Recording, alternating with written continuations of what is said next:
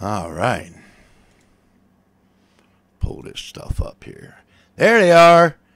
Tanya Sharma. What's up? The Tires here. What's up, guys? We having a good day? Look at this. The Tires and Sharma are in here, and I don't even have a single like yet. What the fuck, man?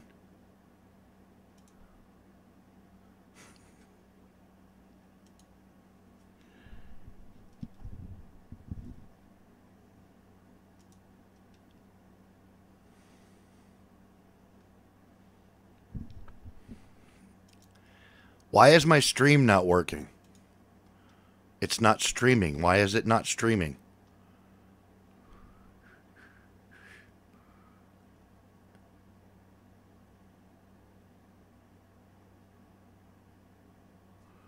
Hold on, I gotta go check my thing out. Jesus criminy. It would figure this is gonna happen. Let me see here.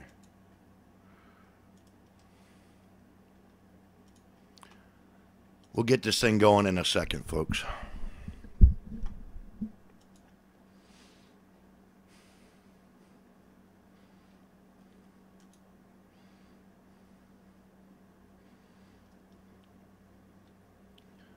All right, it says it's working. Create highlights.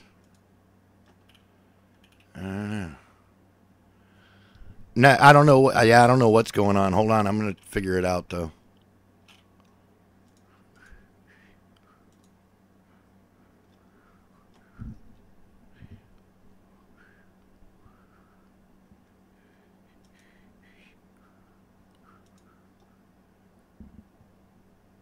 I might have to restart this thing. I don't know what the hell's going on.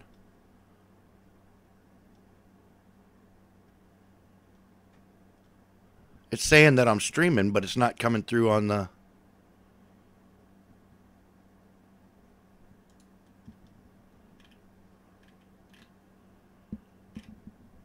It's not playing the thingy. Oh, Jesus criminy.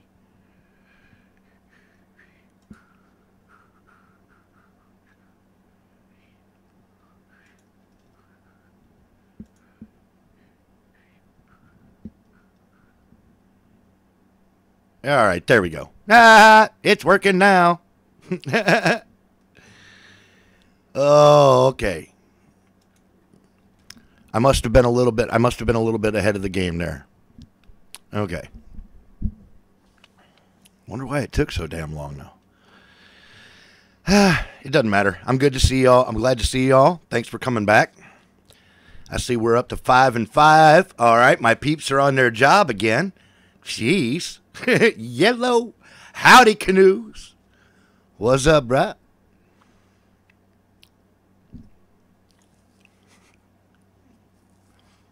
All things in moderation, Deborah. All things in moderation. Oh, boy. All right. Well, it looks like there's enough people in here. We got 5 people, and the other people, I imagine, will come drizzling in here shortly. Let's do this.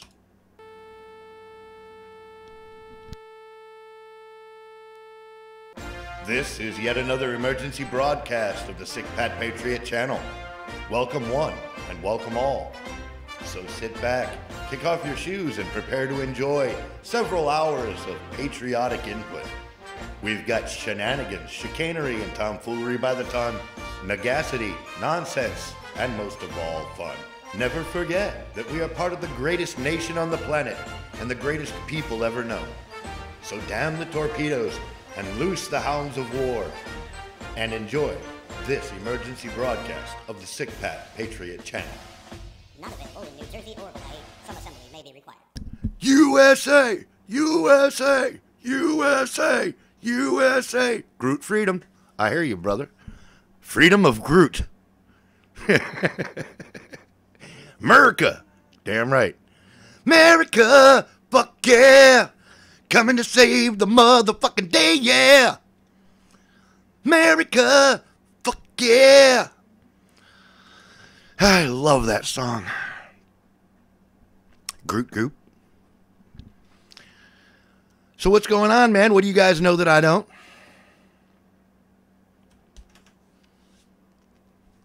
That should be our new national anthem. America! Fuck yeah! Now they could sing that at a football stadium. I'd stand up for that every day. Run down and beat the fucking kneelers to death. They're just football players. We can take them all on. We can all take them.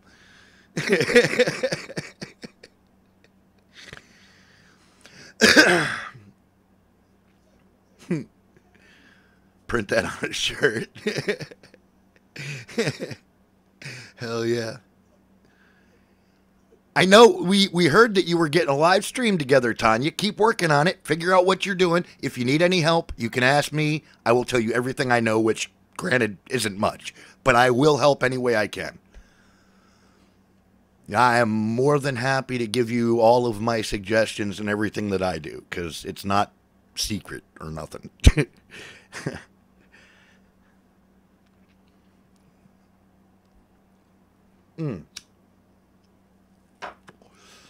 Oh, God. I don't know if I've mentioned this before, but the first hit of the cigar is always the best. Just my opinion.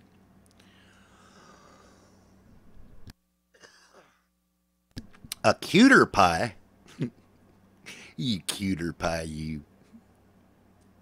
Cuter. A Monica cigar? No. Oh, God, no. Jesus. No Monica cigars.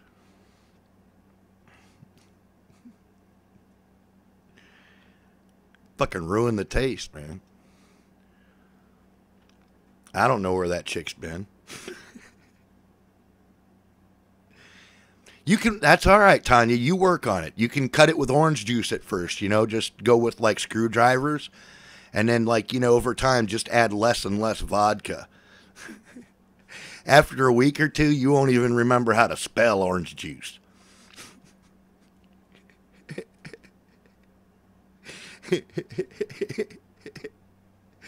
Cranberry is the shit. I got to give you that. I'm not a huge fan of mixed drinks, but cranberry and vodka is very tasty. And Country Doctors, but you guys already know about those. Vodka and Grey Goose and cranberry is fucking amazing.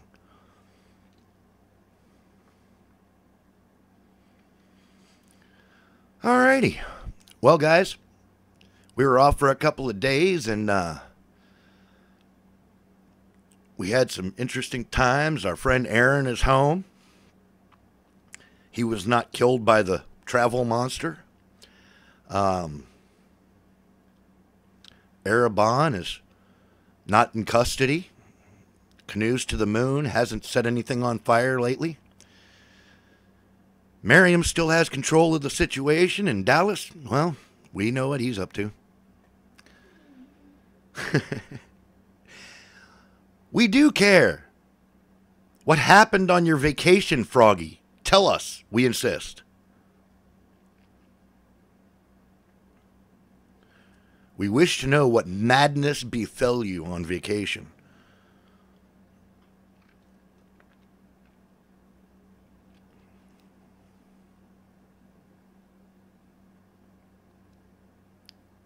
We demand to know. Talk, damn you. I don't want to.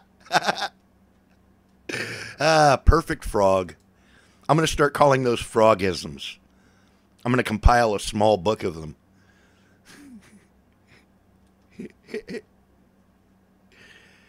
Yes, 3-second slow mode is on. I did that for the old people.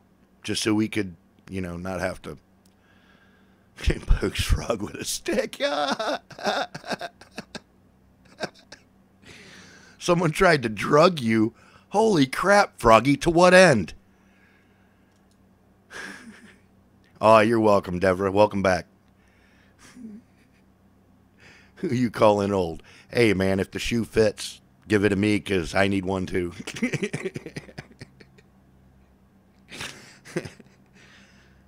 Atrazine. Somebody slipped atrazine in his beer. Oh no. It turned the frickin' frogs gay. Fucking gay frogs. I hate that shit. Spit it out and nearly killed him. This was 20 minutes after arrival.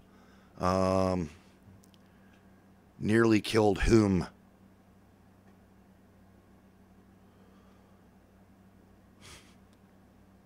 We're still not clear on who was trying to drug you, Froggy.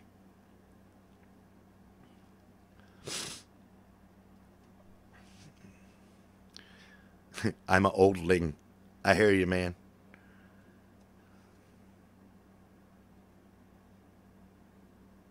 No, I didn't, and don't screw it up, because they might put it on their YouTube channel, and I'll get it.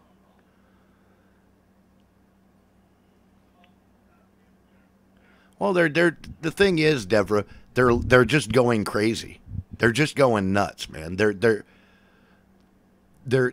losing their minds because Trump is taking away all their toys. All right, and they hate it.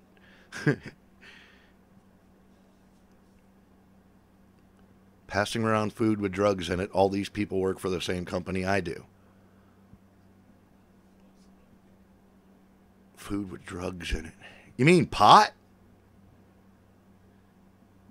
Or you mean like fucking slipping you a Mickey, a knockout drug or something?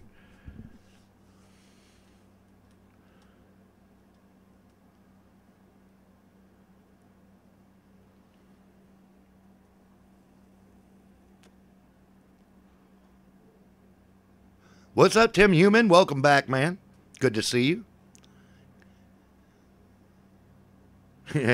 Right on, Tim. Everybody needs a hit every now and again. If you go to Vaughn's stream, I won't be able to see you. Well, we may not be going there because the chat's all screwed up in Vaughn now. If they take the chat away, there's no sense in going over there at all.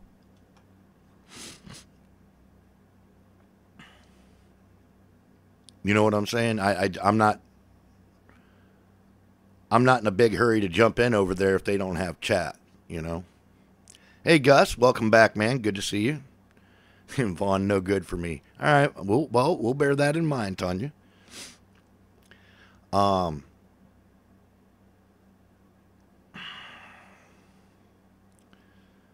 chat is where it's at. Look, the content's one thing, but if we can't discuss it amongst ourselves and advance our ideals and the content is really useless. If we can't soundboard each other and learn from each other's ideas and shit, then the content is really secondary. Chat is where it's at. So, all right. Well, I think that's enough yakking for the moment. I'll yak more later, I promise.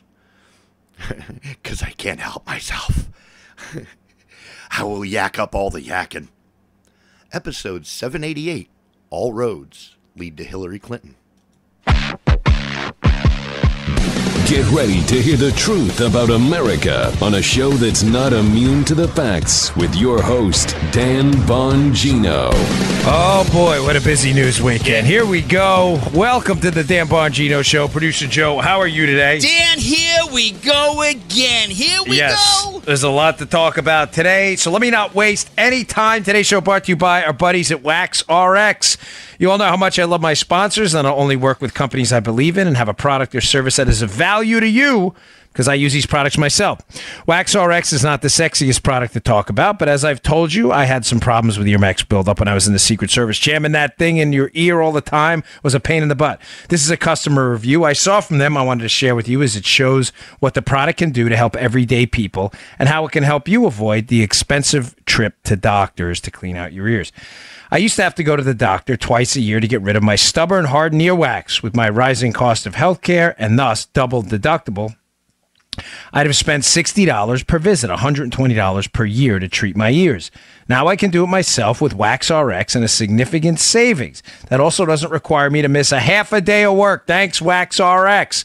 Right now you could try the Wax RX system by typing in GoWaxRx.com. That's GoWaxRx.com. waxrx.com. Use offer code Dan at checkout for free shipping. Don't wait. You have no idea what you might be missing because of inner earwax. Who knows? It might just change your life. This is a great product. My wife and I use it. Go waxrx.com. Offer code Dan. I can finally hear Joe like I need to. Yeah. All right. So, we need that. We had Trading Places. We need that one. Listen, where do I start? First, confirming what I told you last week about John Brennan and the security clearances issue.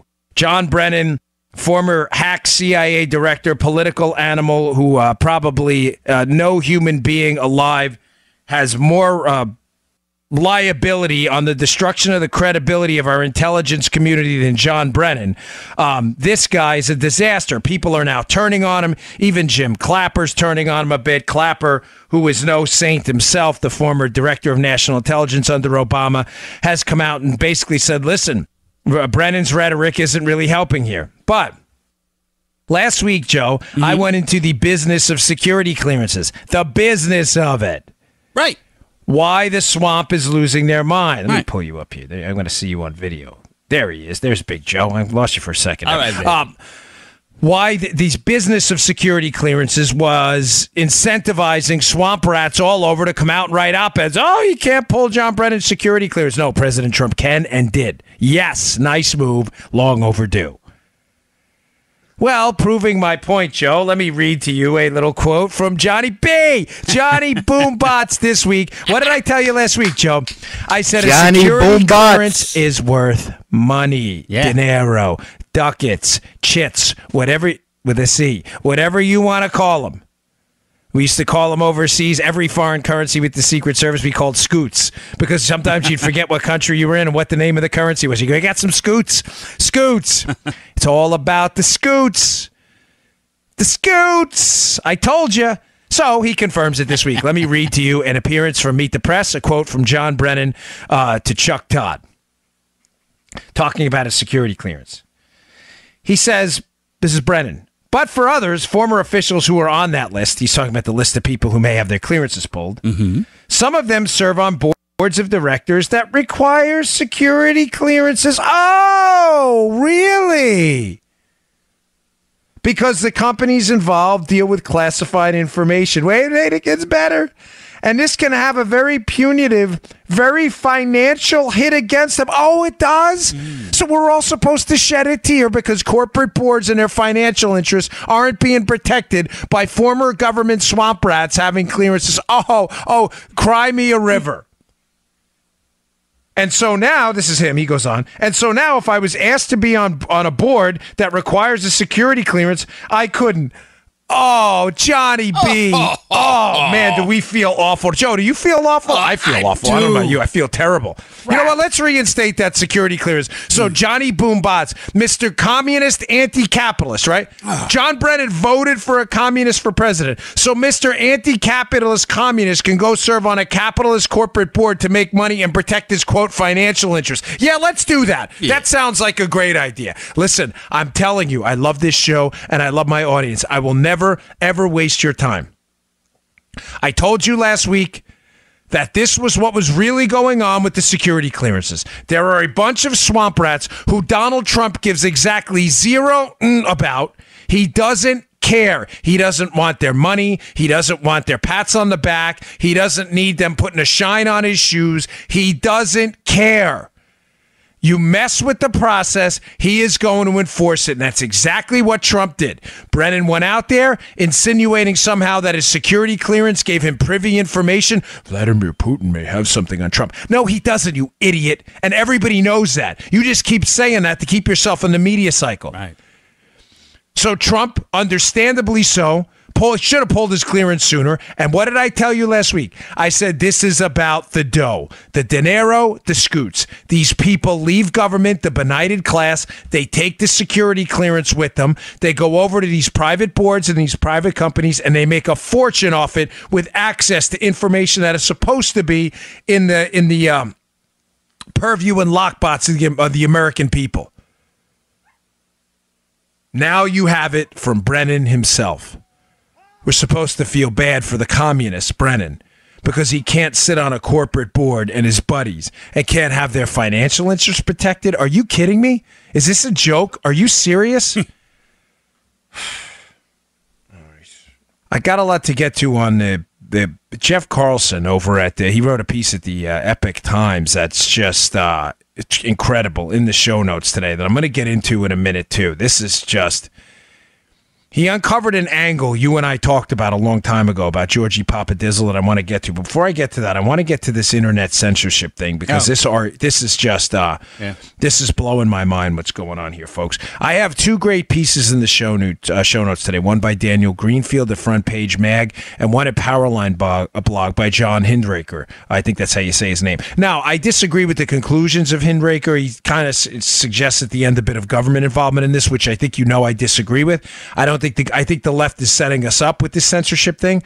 They're poking us.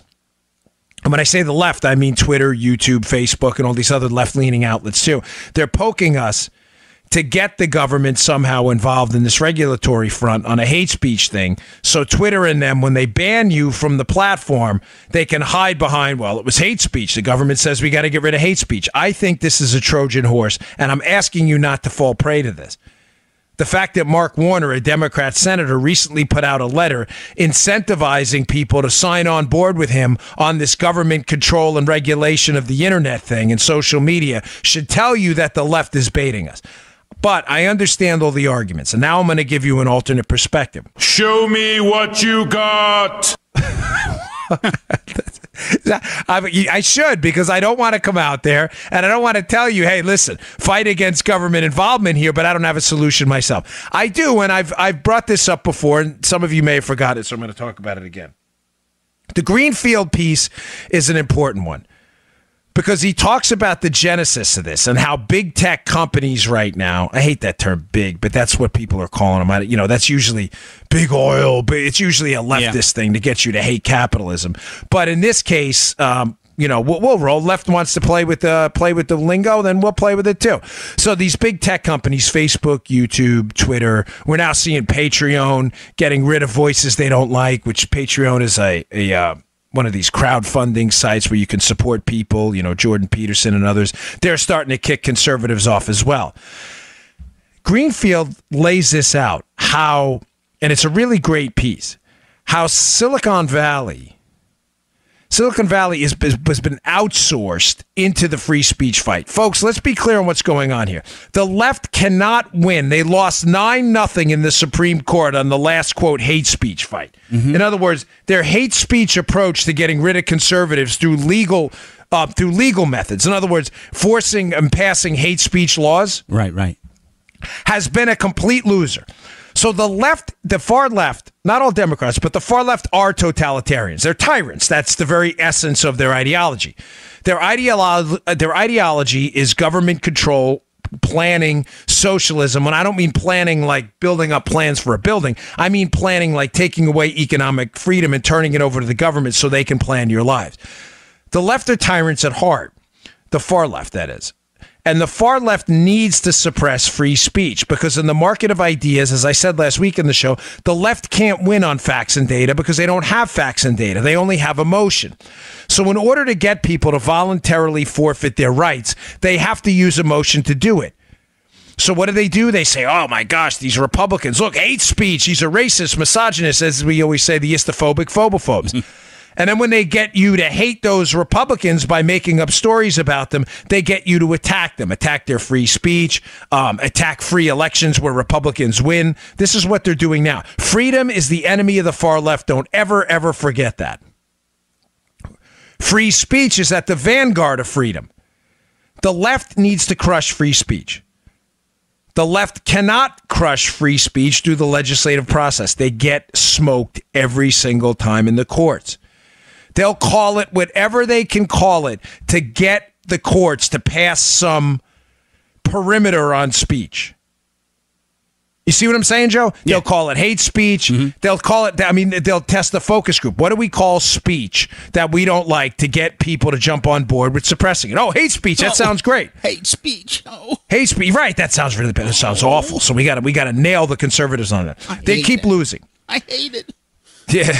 So Greenfield's piece Greenfield's piece is a good one. It talks about how the media has done this, right? The media does not like big tech. Wait, what? I thought you said the media is liberal. Why would they not like big tech companies like Facebook and Twitter and YouTube and others? No, folks, they don't. The fact that Facebook can control the content that these big media companies, the New York Slimes, the Compost, Time Magazine, the fact that people get their content. See how these shows all tie. If you're a regular listener, you've heard all this before. But I cited you some numbers, I don't know, 6-7 months ago, from a survey they did where something upwards of 90% of people get their news from Twitter, Facebook. Remember that, Joe? Yeah. And other social media platforms. Ladies and gentlemen, old media, in contrast to big tech, old media hates this. You used to get your news from the New York Times, the old gray lady, and the Compost, and Walter Cronkite. The fact that the old media is now losing, and people are getting their news from Facebook where they can block stuff and hide stuff, and they see a report from the New York Times, which I'll get to the McGahn story too, by the way. I don't think I forgot about that, which put out more fake news this weekend about Don McGahn, because that's what they do, the New York Times. People can block it. This drives the New York Times crazy because they cannot control the national narrative anymore. The New York Times puts out a fake news story like they did this weekend, and within minutes, everybody's debunking it. That's not the way it's supposed to work. The New York Times are far leftist. They are committed to getting rid of speech they don't like and making sure their narrative, the one in their paper, is the one that persists. They don't like it. They don't like the big tech companies, Joe, because customers can choose their news a la carte. Yep. You have to understand this piece to understand what's going on in the longitudinal fight here. The media does not like big tech. The media goes to war with big tech. Oh, Facebook. They run these stories about Facebook swayed the election. Look, it was fake news. Meanwhile, New York Times, the purveyors of fake news for what, Joe, 50 plus years now?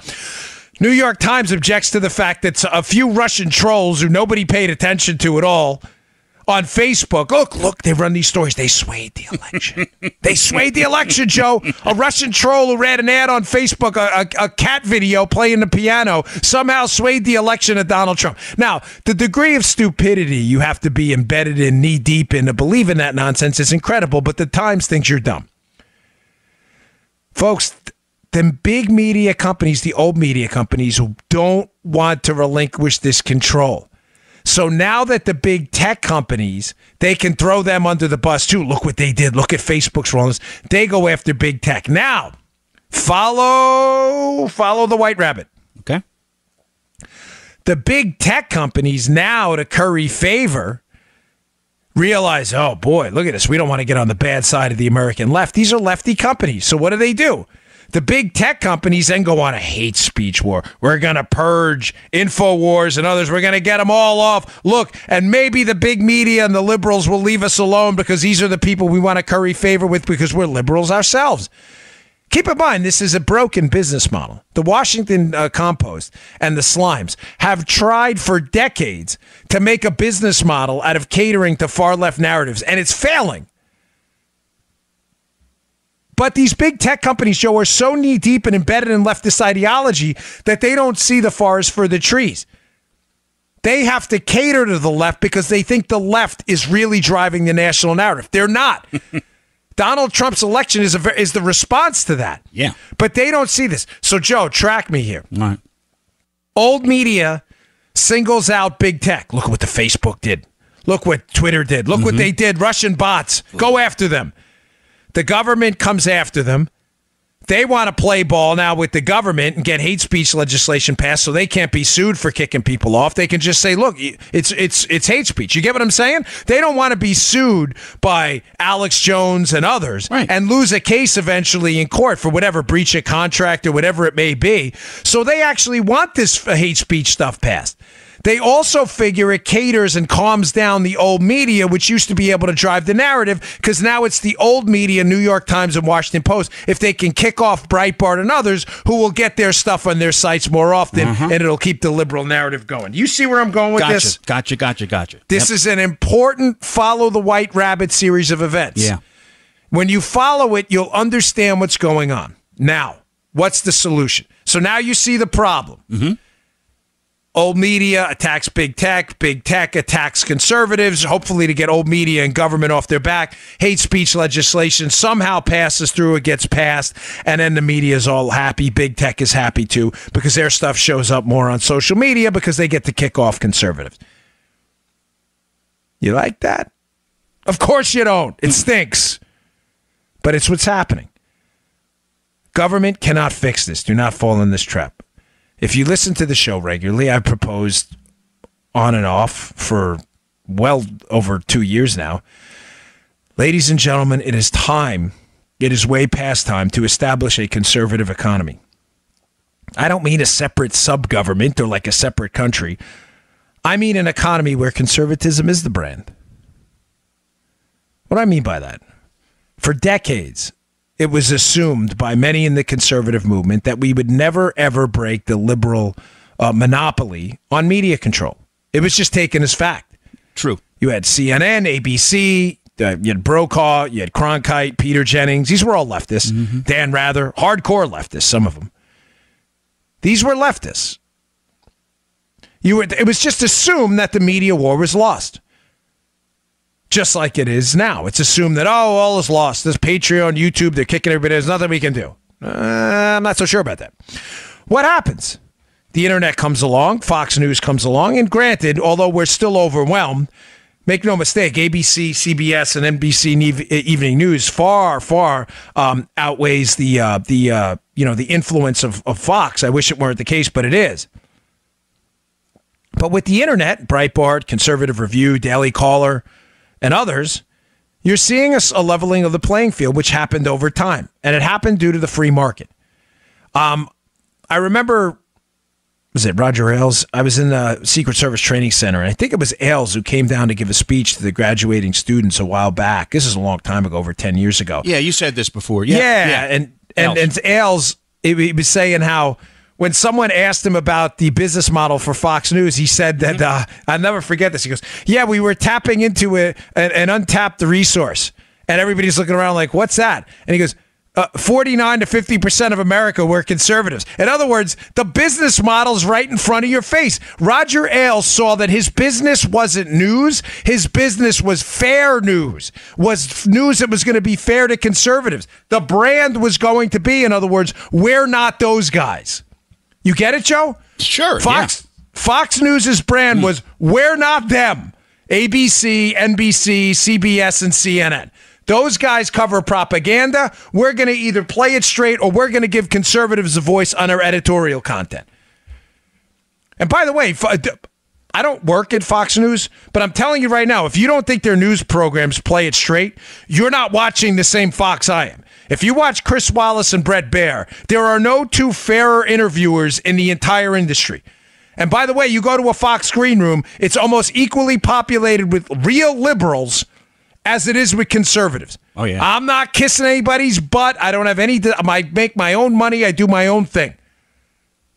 I'm just telling you, when you go to CNN, the conservatives they have there are fake conservatives. They're not real. The liberals that work at Fox and comment on Fox, trust me, are real hardcore liberals. They actually believe it. Yeah, they do. They've got some strong liberals on there. I mean, they are not kidding around one bit. Watch my debates on Saturday night in the Judge Janine show with Chris Hahn. Trust me, Chris believes that stuff. Fox came in and took over this market, and their brand became, we're not that. Ladies and gentlemen, it is only a matter of time before some entrepreneurial business type, the Rupert Murdoch type, figures it out that there is an opening in the United States now for a we're not that everywhere. What do I mean? Folks, liberals are smart. You may not like their ideology. I certainly don't, but these are not stupid people. They are smart. They are going to deplatform you everywhere. First, they're going to kick you off YouTube. If they don't get you kicked off YouTube, they're going to get you kicked off. I saw a story this morning about a credit card company that's no longer going to process payments. If they can't kick you off the credit card company, they'll get you kicked out of the bank, like they're trying to do with NRA. I obviously work at NRA TV. I don't work for the NRA. I work for NRA TV. I'm a member of the NRA. I don't work there for the 15,000th time for the liberal idiots who can't figure out what a contract looks like. They're so stupid. Yeah. We laugh at me and Joe all the time because they just don't get NRAs. Really? If they can't get you kicked off YouTube, they'll get you kicked off Twitter. You understand that there are various. Oh, here's another one. If they get you kicked off Twitter and they get you kicked off YouTube, and then they get you kicked off your bank. Say you go to the internet and you go to whatever, Bongino.com, and at Bongino.com you say, okay, you want to support the show? Send in a check. What are they going to do? They'll go after your server company. Ooh. Who's hosting that? So shut down the website. Ladies and gentlemen, liberals are devious. The far left has a tyrannical streak you ignore at your own peril. Not all Democrats, but the far left has a tyrant streak in them to shut down free speech that you ignore at your own peril. If you think any of this isn't happening, just Google NRA. I forget the guy this weekend who had his Patreon taken down, but YouTube, the InfoWars stuff. Hell, Joe, even Bill Maher, far left liberal, who, again, I've always respected his stance on free speech. Not much else. Bill Maher has never wavered once on free speech. Bill Maher came out on his show this weekend, a far left guy, and he's like, hey, listen, Alex Jones and others have the right to speak. You don't like it? Tune out.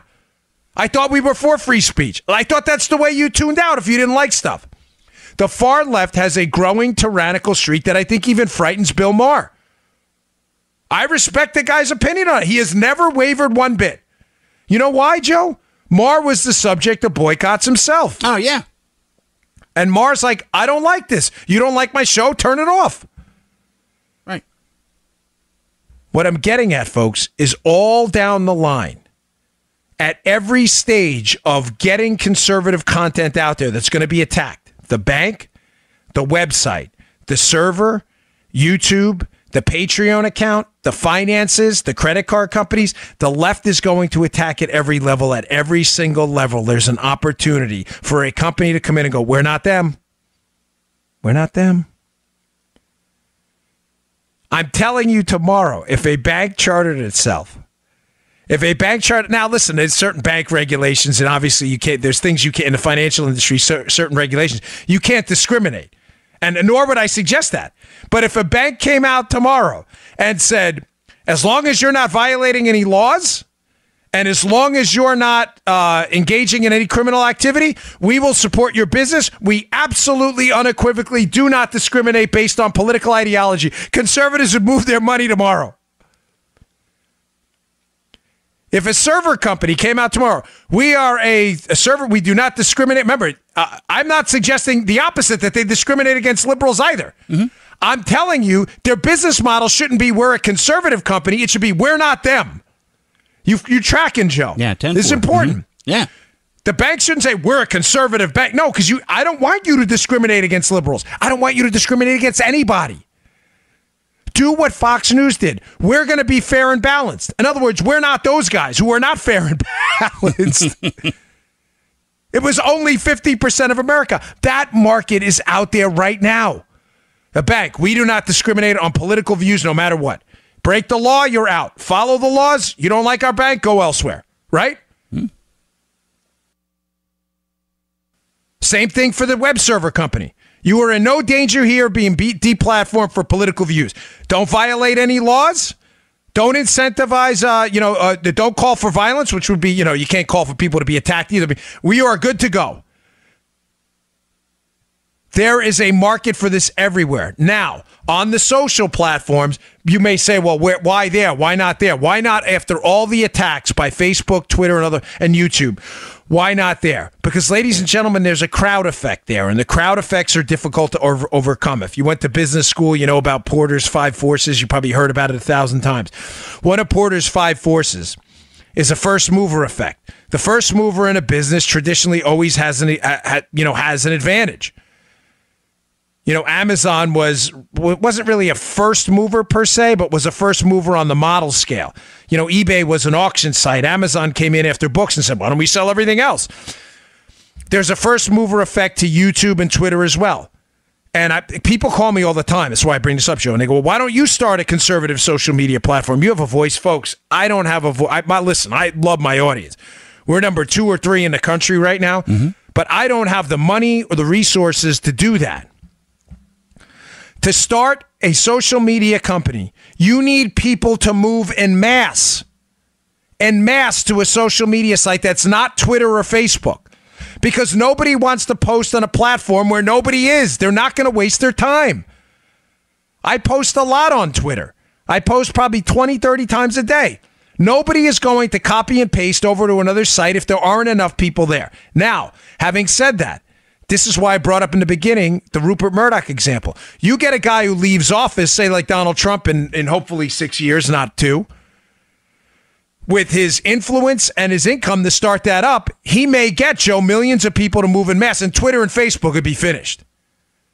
I mean, they would be exclusively the MySpace for liberals. Mm.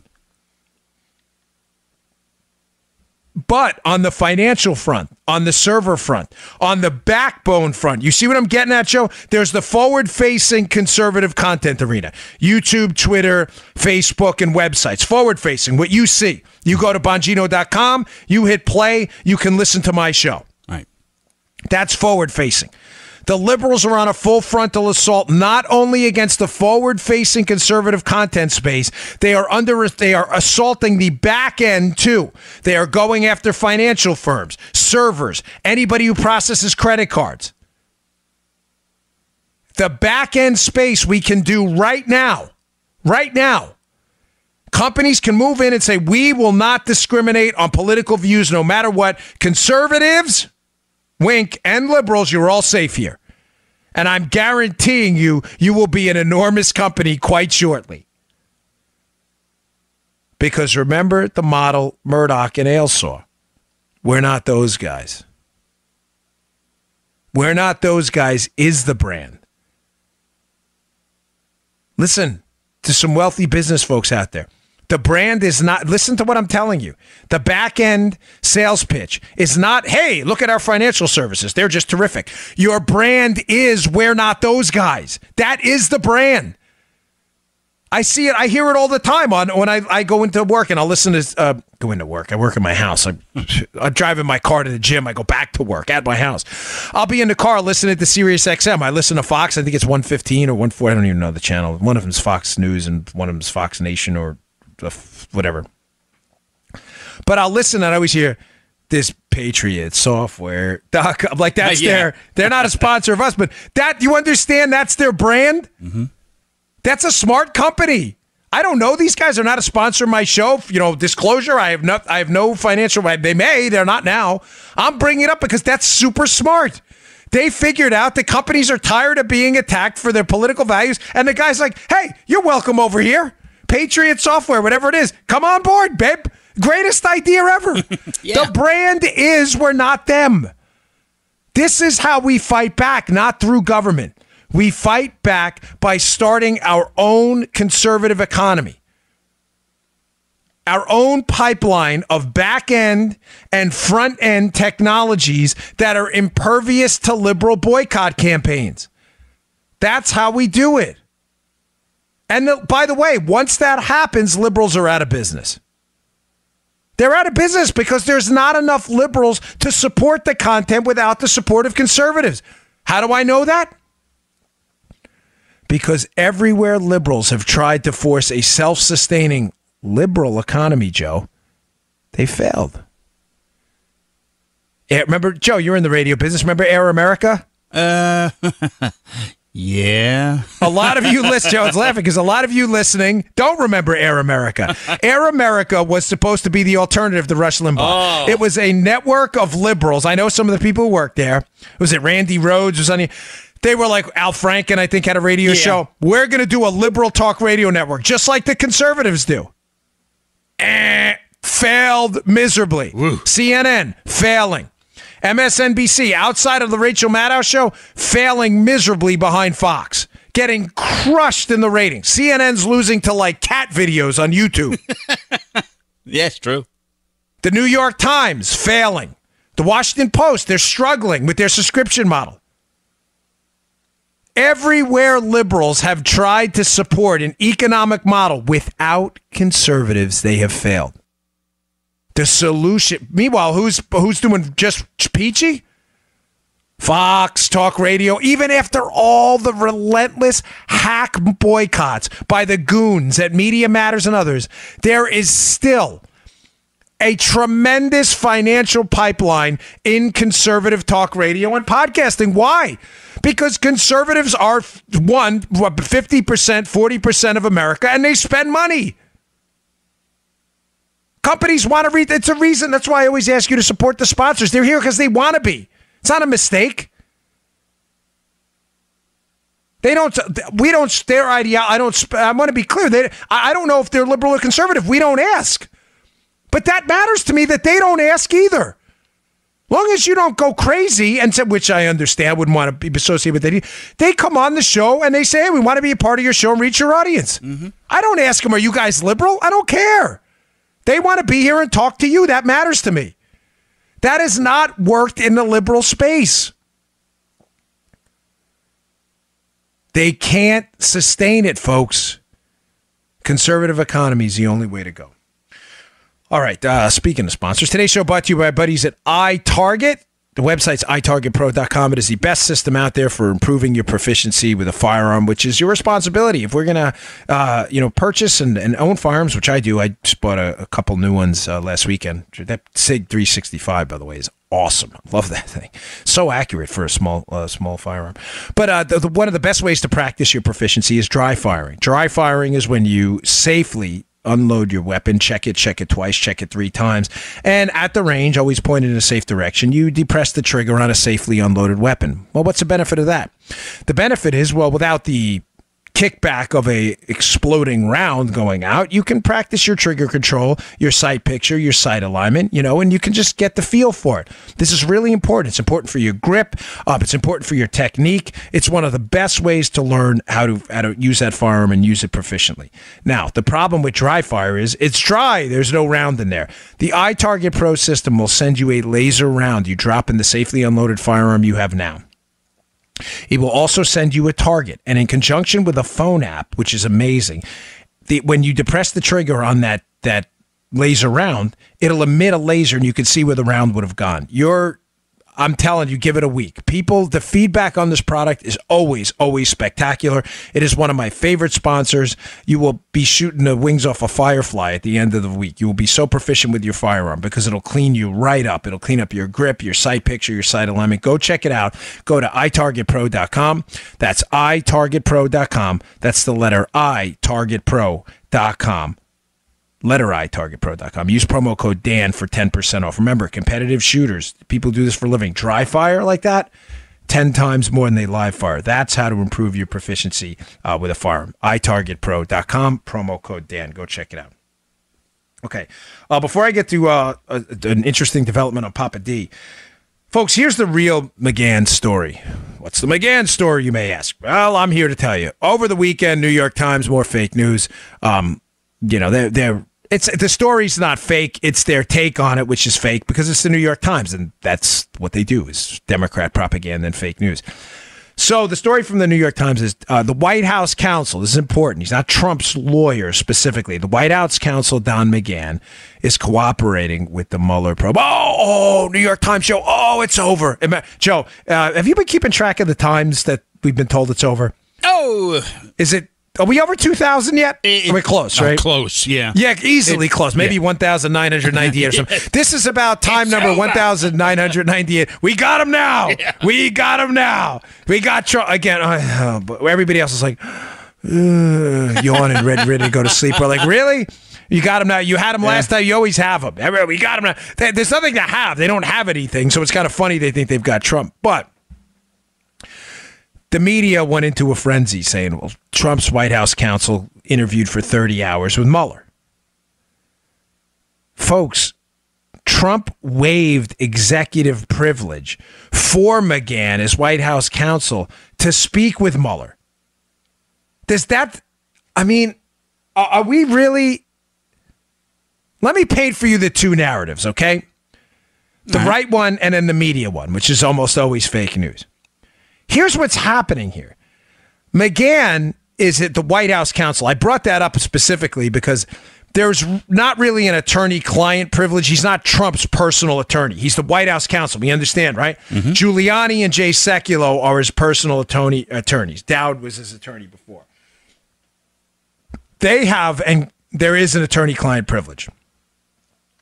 The privilege that would apply here if Trump did not want McGahn, the White House counsel, to talk to Mueller, would be executive privilege, which would be perfectly legitimate. In other words, Joe, Trump can tell McGahn, don't talk to that guy. Right. He didn't. That's not what Trump said. Trump allowed McGahn to talk to Bob Mueller. Now, only in the world of the psychopathic, New York Times, the conspiracy theorist Times, absolutely obsessed with a fake Russian collusion story, is this additional evidence of the conspiracy. The hallmark of any conspiracy theory, Joe, is any evidence that presents itself, no matter how damning or indemnifying, is always evidence of the conspiracy. In other words, Joe's a space alien. Well, we sent Joe to a doctor for blood work, and Joe's DNA, he is in fact human. The doctor's in on the conspiracy theory. Well, we interviewed the doctor on a polygraph, and on the polygraph, the doctor said he is not in fact in on the conspiracy. The polygrapher's in on the conspiracy theory. Yeah. Right? Yeah. Is that not? That's evidence of the conspiracy theory. No matter what evidence presents itself, there is always an excuse that evidence is more evidence of the conspiracy theory. The collusion conspiracy theory at the New York Times, who are totally fake, they're fiction writers now. This, which should have been an example to the Times. By the way, Bill Clinton fought this in the Watergate, the Whitewater scandal. Nixon fought this in Watergate. They did not. They claimed executive privilege. Any reasonable observer, Joe, would be like, well, Trump's not claiming executive privilege, so clearly he has nothing to hide. He doesn't have to allow this person to talk at all. Why would he? Yeah. But when you're at the New York Times and you're a conspiracy theorist, again, everything is evidence of the conspiracy. I'm telling you the truth here. The truth is this. Here's the story. Trump is letting him talk because there is nothing to hide, and they just want to wrap this witch hunt up already. There's no there. There is no collusion. Where's the beef?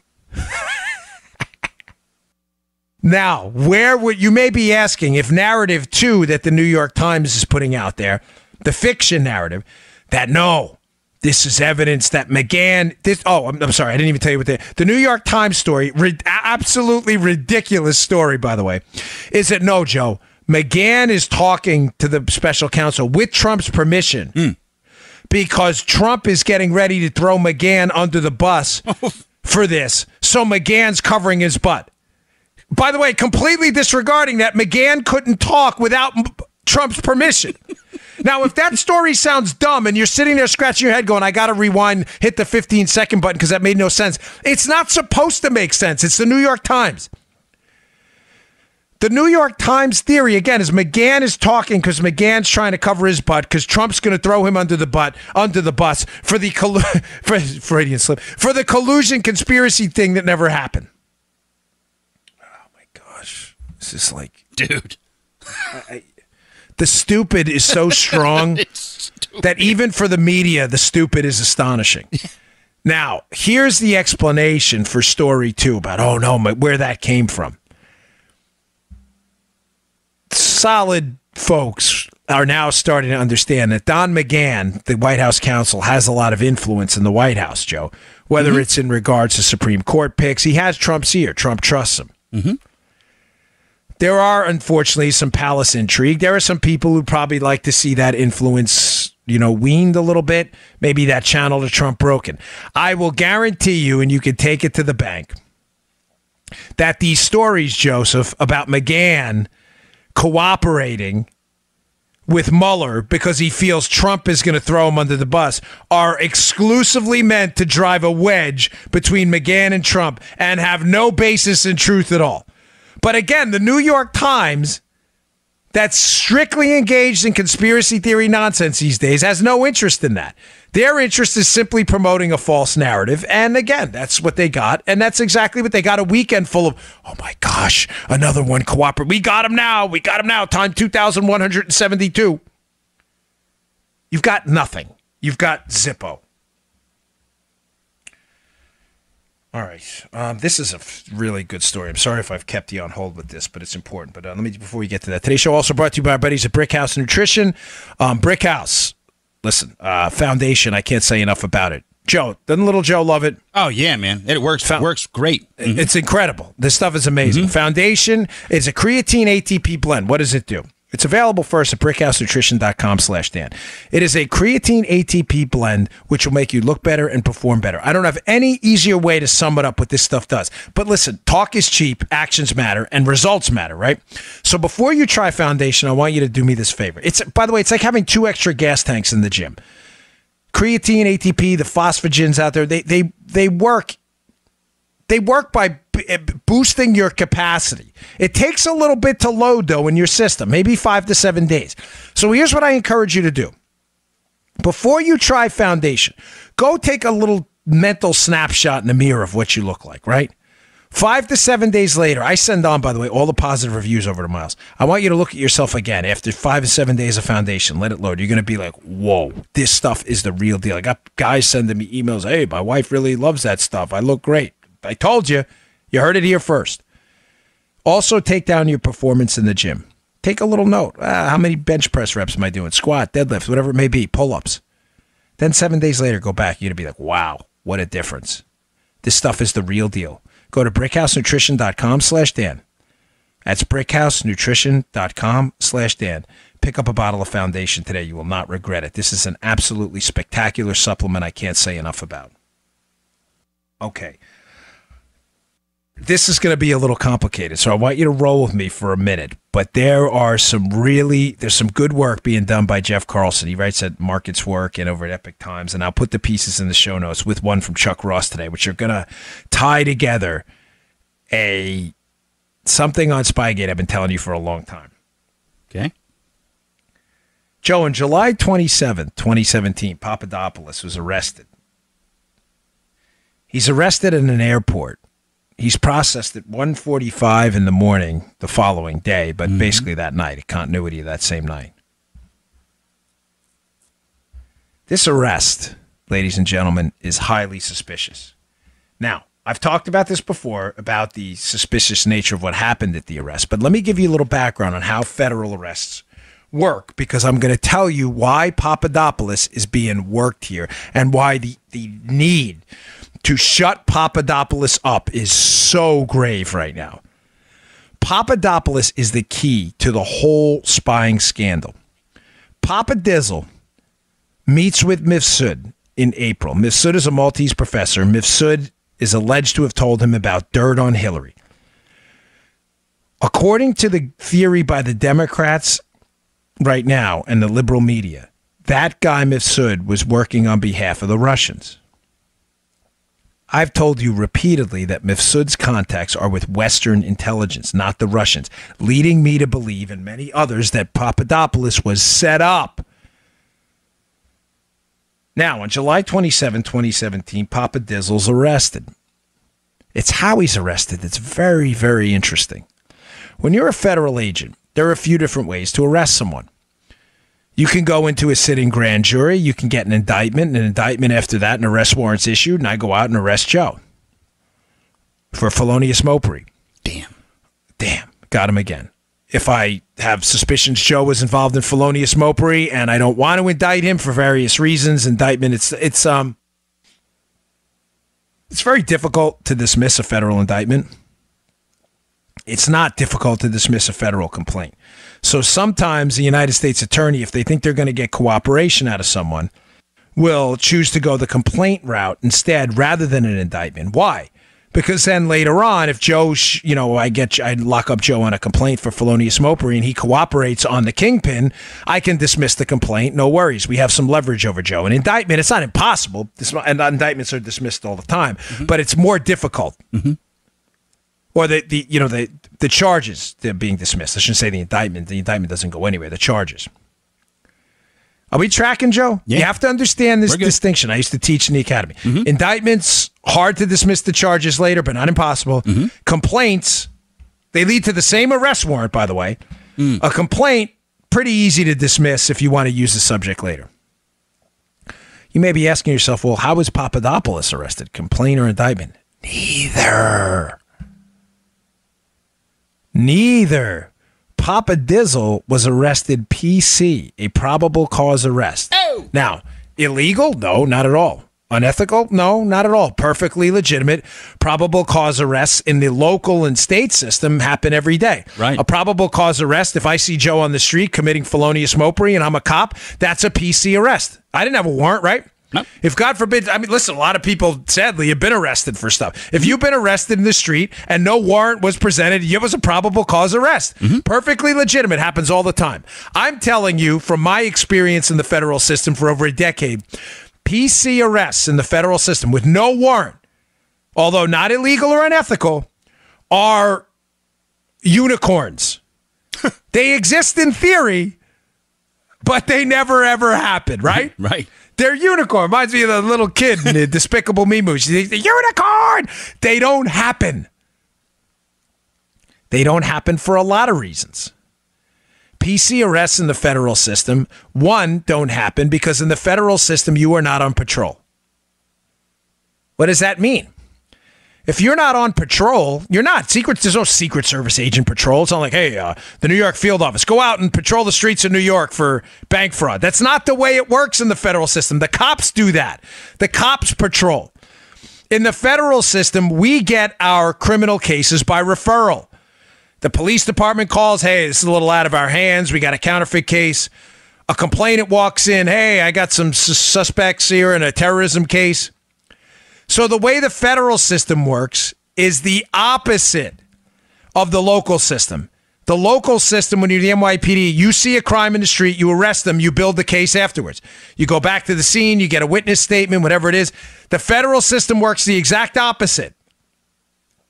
You hear about a crime, you build a case, you get the witness statements, you go up on a wire, you get the phone taps, you get the DNRs, the dial number recorders, you get the cell phone records, you get the financial records, and then you make an arrest. Arrest last. In the local system, it's largely arrest first if it's outside of the detective squad. What does this have to do with Papa D, and why is this so critical? Ladies and gentlemen, the PC arrest in the federal system is almost unheard of because that's not how these things work. The United States attorney largely works 9 to 5. They typically have to be at a magistrate hearing. The federal judges work 9 to 5. They have to be available, but it's largely a 9 to 5 schedule for initial appearance. The U.S. Marshals, where you have to bring the person you arrested, you have to bring them for processing, absolutely hate it when you show up unannounced. Guys, ladies, listen, if you are a federal agent, you know exactly what I'm talking about, and you know all of this is true. Everything in the federal system, almost everything, is arrest by appointment. And it's definitely not arrest by probable cause. You damn well better show up with a warrant.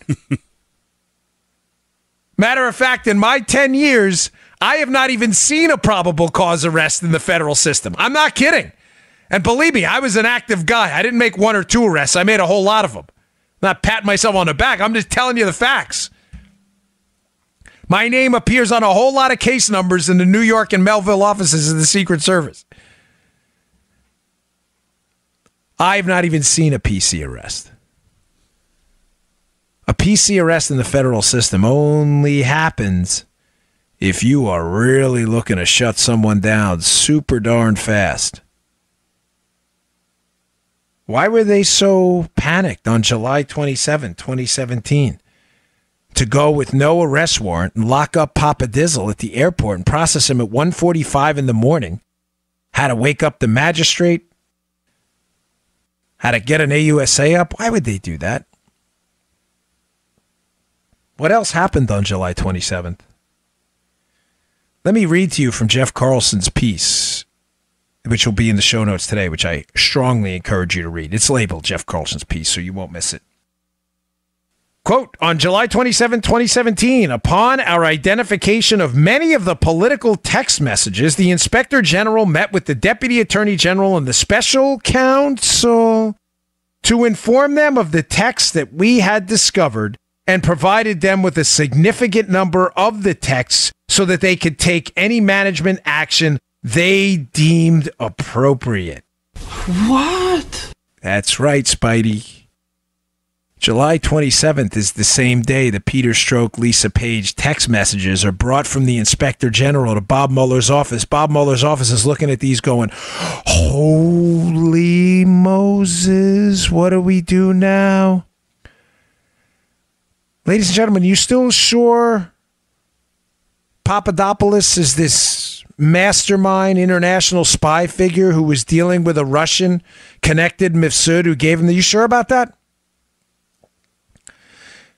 Now, I bring this up in light of Byron York's piece, which will be in the show notes today as well at the Washington Examiner, which brings up this strange little conundrum we're finding now as the Mueller documents are coming out. Remember on Friday, I told you there was going to be a hearing, and Mueller released some paperwork on Friday. And in that paperwork, Joe, you would think if Papadopoulos was key to this entire collusion scandal, in other words, if the liberal narrative is true, that George Papadopoulos was working with a Russian-connected person, to get dirt on Hillary to give to the Trump team, because Papadopoulos is working for the Trump team, you would think he would have had some information to offer. Read the York piece. Papadopoulos had nothing. Why did Papa D have nothing? Because there's nothing to have. He was set up. They are... Joe, do you see the urgency in the PC arrest now? Yeah. They were eager to shut this guy up. I bet. Papa Dizzle's the key to this whole thing. Once Papadopoulos starts talking and says, hey, I didn't pass any information to the Trump team. Matter of fact, this dude I was talking to, this guy's connected to Western people. This guy was not some Russian asset. Why is this related to the text messages? Ladies and gentlemen, may I suggest to you that the text messages, that there's some more there, layered information we may not be able to understand in the context of the text message, that Mueller understands exactly what it means. What am I saying? The distinct possibility exists here that Peter Strzok, who was the lead investigator, who was texting this FBI lawyer, who he was involved with, who was also involved in the case. May I suggest to you that the texts say things that we don't understand right now, but Mueller does. In other words, the Oconus Lors. Remember the Oconus Lors tweet? Oh, Oconus. Oconus means outside the continent of the United States. Lors, traps, baits, spies. I'm saying to you that there may be information in those texts that we're reading now that we don't understand because we don't understand the whole context, but Mueller does. Folks, Mueller knows this case is about to fall apart. He is desperate to shut Papa Dizzle up. If Papa D starts talking and it comes out that this guy was set up, and according to Friday's disclosure of documents showed, Papadopoulos doesn't have any information to offer. How does he not have information to offer if he's the key to the whole scandal? Does this make any sense to you? How does Papadopoulos, the guy the left is claiming, look, Mueller arrested him, the scandal's falling apart, Joe. Papadopoulos met with this Russian-connected agent, and this Russian-connected agent passed him information on Hillary, and Papadopoulos passed it to the Trump team. Voila! There's the whole conspiracy. Then why doesn't Papadopoulos have anything to offer? Maybe because that's all a colossal pile of Triceratops dung. There's some imagery for you. There's nothing there. In the words of Peter Strzok, there's no there. Papadopoulos doesn't have anything because what they're saying didn't happen. He was contacted likely by a Western intelligence asset in an effort to entrap him that he didn't fall into the trap on. Therefore, Mueller's team gets the text on July 27th. They're reading the text about Oconus laws and other things, thinking, oh boy, is this Mifsud thing, all of this going to fall apart? Is the fact that Papadopoulos was set up and his whole investigation's a sham going to fall apart? What do? Someone better head to the airport and pick up Papa Dizzle. Hey, do we have an arrest warrant? Don't worry, we'll PC arrest him. Yeah, we really don't work that way. Do it anyway. Papadopoulos shows up at his arraignment, no lawyer, and agrees at that point probably to shut up. Papa Dizzle's the key. Papa D is the key. Someone should have a shirt made up and said, Papa D, maybe we'll do that. Do you see what's going on here? Now, I'm a little short on time, but don't miss tomorrow's show. This is going to be important because I have another angle here about the Mueller team and their efforts to hide another extremely suspicious. It's in Carlson's piece today, so read it because you'll be prepared for tomorrow's show. But their efforts to hide and bury another angle on Papadopoulos and the end point of his connections. In other words, how this whole Papadopoulos started, the effort right now by Mueller to hide this is so obvious you'd have to be an idiot to miss it. I don't have enough time in today's show, but do not miss it tomorrow. I'm going to walk through the follow the white rabbit on the dates. This person hit this person, that wound up with this person, and it'll make all the sense in the world why Mueller needs to shut Papa Dizzle up. I just gave you one angle. I'm going to give you another angle tomorrow. He needs to shut Papa Dizzle up because Mueller knows something about those texts that he can read them in a context we can't. And it makes all the sense in the world that the Papadopoulos whole crew was set up. And they don't want that out there. All right, one last story and we're going to roll. Hey, by the way, one of the things I'm obsessed with is media hackery and media bias. Did you see the story this weekend? Media headlines. ICE arrests a man taking his wife to the hospital to give birth. Yeah.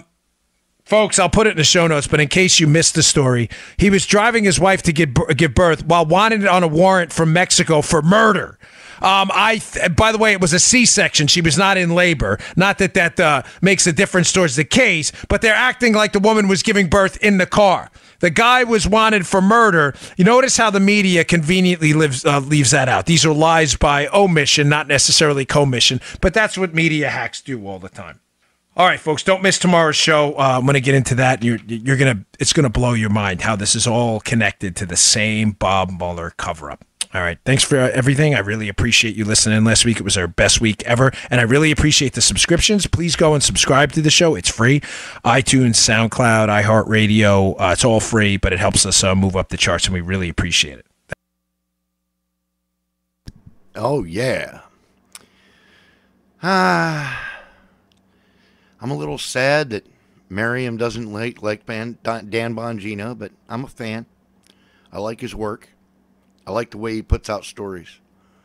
His style appeals to me. Must be the Italian in him. I like Italian people. That's all right. Yeah, can't everybody like everybody.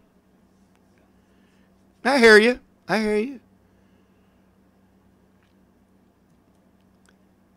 Well, like I said, his info seems to be spot on most of the time. I haven't caught him wrong yet. So, we'll see. I keep my eye on him. We like Swamp Song. Well, you're going to get enough of it because I decided last week that from now on I was going to open with my intro and close with Swamp Song. So Swamp Song is the last thing you'll hear on your way out the door. You get to go out jamming. Yeah, he's sat in for Levine a few times. I like Mark Levine too. He's a little dry though. Like Levine his info is good. He understands the law. He's a great lawyer and a legal scholar and all that, but he's dry. He's one of them dudes that it's just painful to listen to, you know? His delivery is a little desert-like in its dryness. But he's good. I watch a lot of Levine. I hold my nose and muddle through it. he's a very scholarly speaker, and it's kind of like reading a textbook sometimes. Yeah, Ben Stein. Bueller.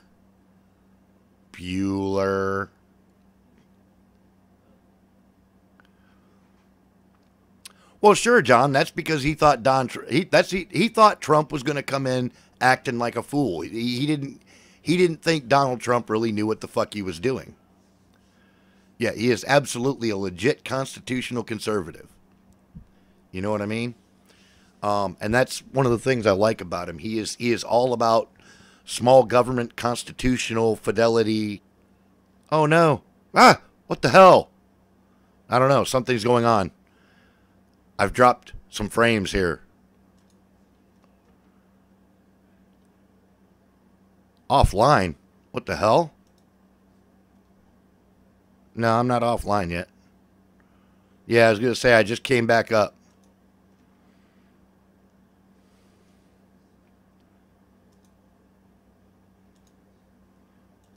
That's all right. I thought it was going to die. I was like, oh, oh no, the hell is going on? Yeah, it probably is the weather. We're not storming right now, but it's not been good up here. All right. And had been on television, very stoic, very calm, very trusting in the police this entire time, and it's certainly not the result they wanted. No, I mean, this is I just said to you, every parent's worst nightmare. This is every human being's worst nightmare. I mean, this is an innocent young woman with her whole life ahead of her, never take another breath of oxygen again because of what this man's alleged to have done. But I think here, early in the case, there was a clue here that said to me that this guy may have been a suspect earlier than the police let on. And obviously they owe us nothing. They owe the investigation everything. But remember early on in the case where they said there may be some miscommunication here. Someone may have interacted with her and they may have assumed something. That says to me that they may have suspected this person early on and suspected it was a kidnapping and she may have still been alive. Because they're very strategic in their public communications through surrogates, in that case one of the family members. So he may have been a suspect very early in the case. You have any other comments? Well, I just, in terms of what is important, I think no one at the Trump rally tonight will give a damn about Manafort or Cohen, but this will probably be fresh in their minds. All right. Are you telling me that we need to go? No. Okay. Dagan, your comment. No, this is something that resonates with every parent, every mother, father, sister, brother, everybody across this country. And people will be asking over the dinner table tonight, why was this man in this country? Why was this man, and why are we still asking this question after Kate Steinle?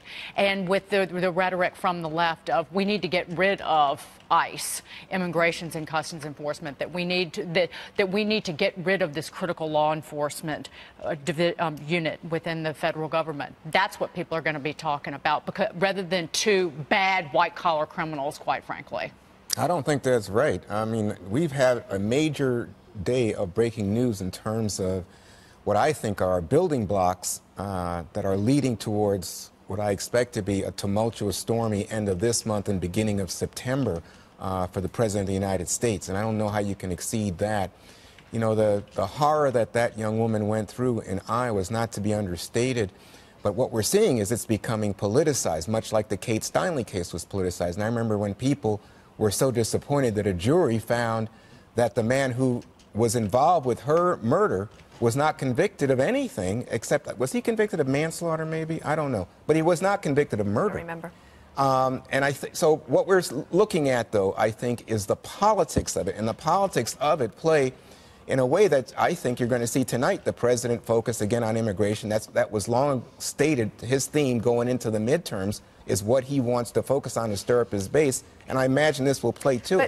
But the thing is, if he's right, if an incident courtrooms occurs that actually is part of something that you've been talking about, that's not about playing into your base or saying, hey, I'm right. It's actually just saying, like, this is a concern. Like, people confuse concern with politics. Like, if you could actually be concerned about about preventing such things like this happening, that's not a political stance. It's saying, like, this is a problem. The other thing about the Kate Steinle murderer, I guess I don't know if I can call him that because I don't remember what he was found guilty of. Like a deflected bullet. He was deported several times and had returned. We don't know that about Christian Rivera. Yeah, I mean, we know he was here illegally, but I don't know if he was back and forth or if he had a record. I agree with you, Greg. And Juan, I think you're reading this all wrong. It's not politicizing an issue for American parents and people who have friends and neighbors to look at a case like this and say, listen, let's just look at this rationally.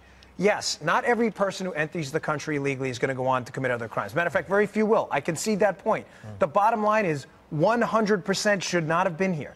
And if they weren't here, this woman, if the allegations are true, would be alive. That's not irrational or unreasonable. And it's certainly not politics for someone to see that in Donald Trump as being an advocate for their cause, saying, listen, we've got to get control. And I'll push back. I sit here and listen to that, listen to Matt Finn talk about Molly Tibbetts, and tears well up in my eyes. It is unavoidable. And you know what? Those tears aren't red or blue, Juan. They're from the heart. And that's what I mean. It's from the heart and the gut. So I don't think I don't think that you can call it politicization and saying that people will be more torn apart by this than Michael Cohen's guilty plea. I think that there's plenty of room for people to have lots. Yeah. So, you know, this is the crap that the left is trying to foist off on us. And they think this is all good. They think it's a good idea. You know? Well, we'll just keep on, we'll just keep on bringing more of these people in so they can just murder people and get away with it. And who cares? It's just a white chick he killed, right? Fucking assholes. Yeah, it's all a game till somebody's in my basement duct taped to a chair. Motherfuckers.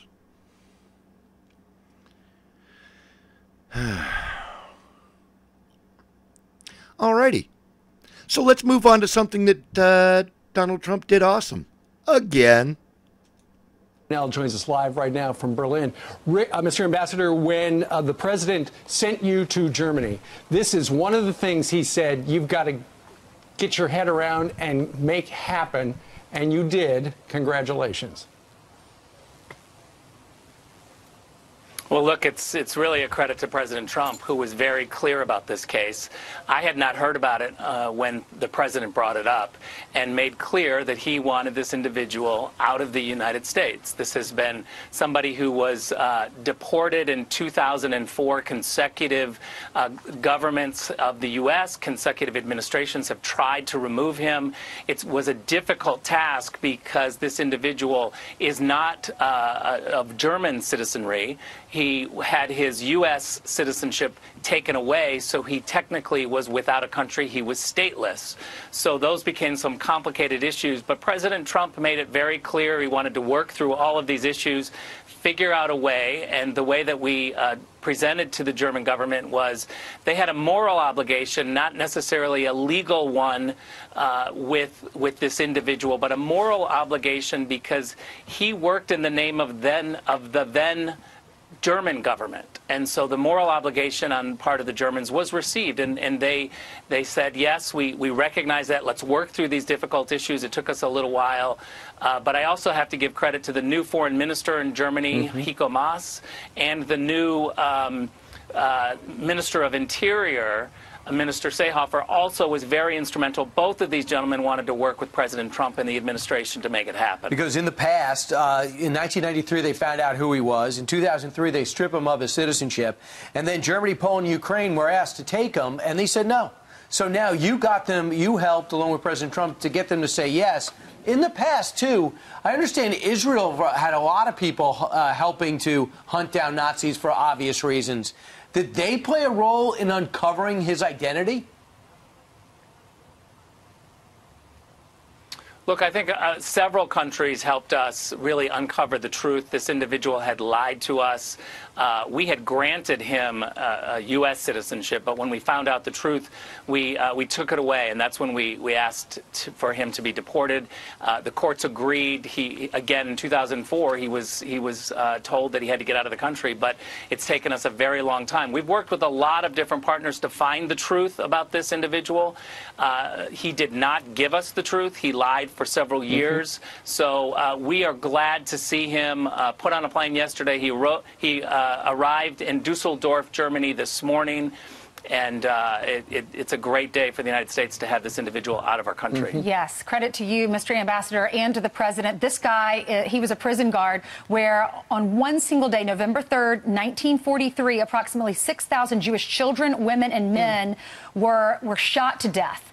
Unbelievable that it took this long. Why did it take this long? Why didn't past administrations, why weren't they successful getting him out? And what will happen to him now that he's in Germany? Look, I have to say, the fact is that we have a president who really wants to fight for the American people, and he wants to make sure that the rule of law is followed. And so when you have a case like this, where in 2004 this individual is told that he is no longer a U.S. citizen and he must be deported, and consecutive administrations ignore that, I think it really tears down the rule of law. It takes somebody like the president to say, this is a decision. He is no longer a United States citizen. We want him out. And so we have to have diplomats and the entire Trump administration. We have to have people that are willing to follow the rule of law and not look for, you know, the roar of the crowd and approval of the crowd, but people who are going to take the rules and follow the rules, and we need people who will enforce the rules. We can all be nice about it, and we certainly want to work with our partners wherever we can. But at the end of the day, these are the rules, and this is what our court said. What's going to happen to him in Germany?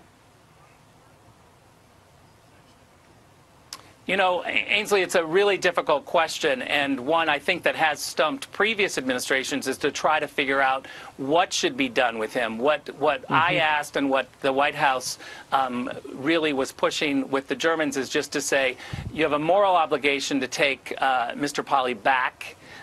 We're not going to tell you what to do with your court system or your legal system. We just felt like he was someone who had worked for the then German government.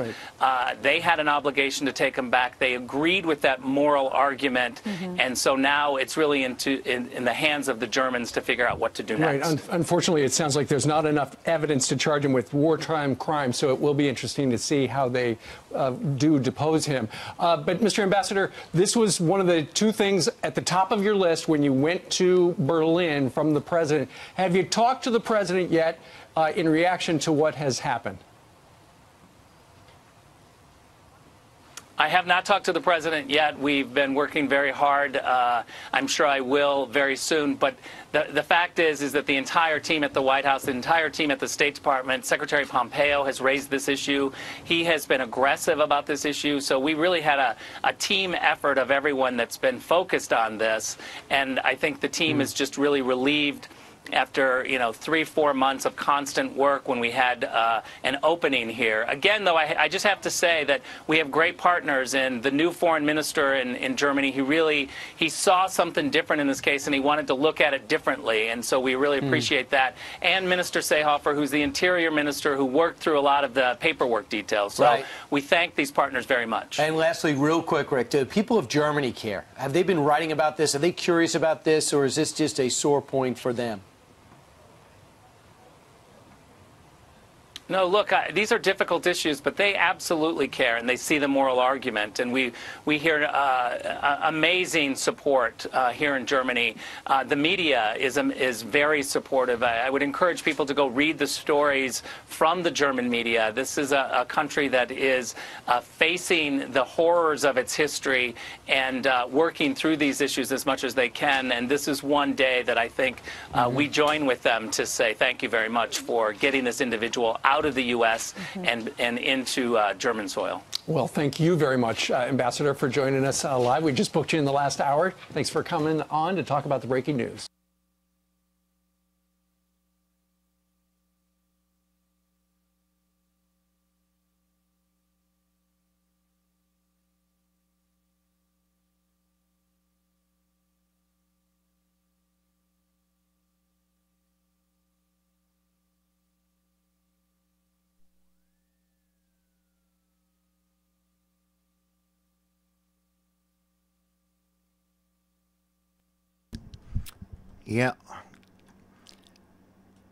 Yeah, if you remember, they went after that old dude Demjanjuk back in the 80s and stuff. And I think that, back then everybody said, well, it doesn't matter how long it's been because the Nazis were horrible and all that. So I don't know.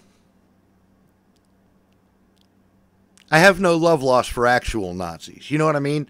The left screams that everybody's a Nazi, so it kind of takes away from the word. But personally, I don't have anything for them because, well, I hate socialists. You know what I'm saying? So, that's kind of where I'm at with that. But, yeah, I guess that's it.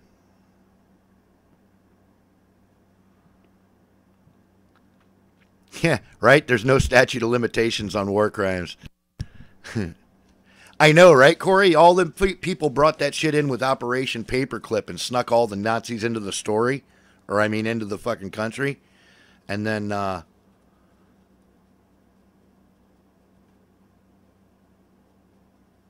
literally from Germany. What, like a member of the Nazi party? That's a little fucking creepy. Especially in our age group, dude.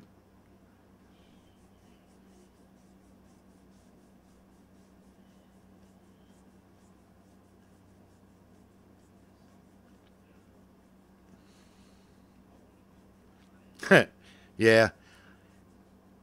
Yeah, but NASA, though. Yeah, actual Nazis are evil beyond belief, dude. Paperclip is bunk. Why? It happened. We imported all those Operation Paperclip happened under the CIA, and we imported all those people. No, but her great-grandfather was. Right on.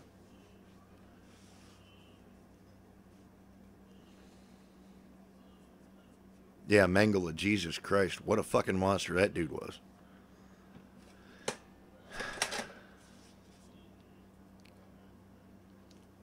Pa never felt guilty for killing Nazis, right? Neither did my grandparents, man. They were actually kind of happy about it.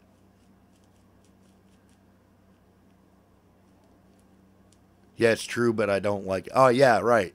Yeah. Yeah, it's garbage. They never should have done it. You know what I mean? They should have left those people right where they were at to answer for their crimes. But once again, the derp state stepped in and thought that the space program was more important than punishing people that murdered a bunch of fucking people. American Department Structure System. Yeah, right?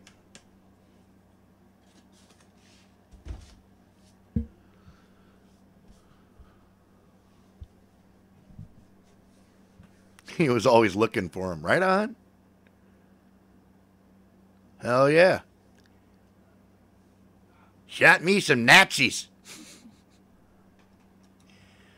My grandpa was a Nazi shooter. Oh, my great-grandfather was, actually.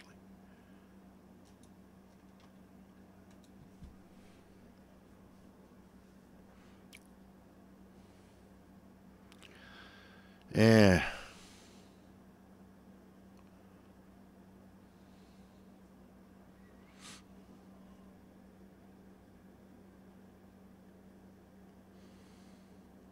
Right on.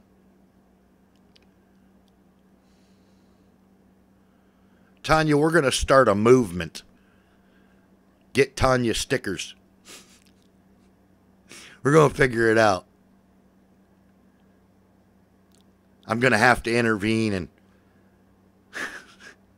see if I can organize some sort of a flash mob or something, like a ticket flash mob. Get you tickets. 10th Mountain Division. Oh my God, those dudes were hardcore. Ugh. Love them.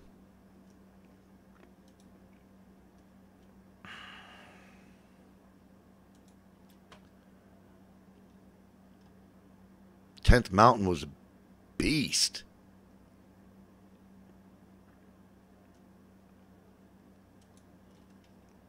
Yes, Miriam. Send her stickers. For God's sake, the woman needs a sticker. Maybe 2. I'm sure 1 would prevent her actual death, but 2 would put her right right in the frickin' zone, man.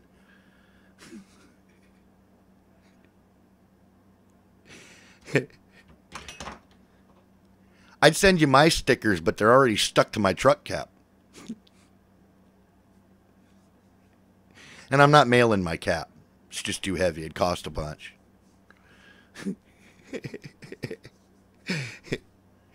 End the Fed. Yes. Yes, absolutely end the Fed. And I don't know if we're going to end it, but we're definitely moving in the direction of restricting it.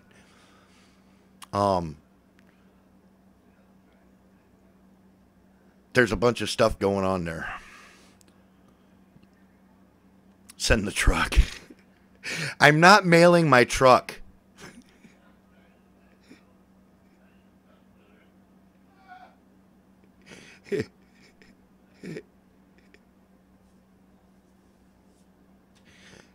I like my truck.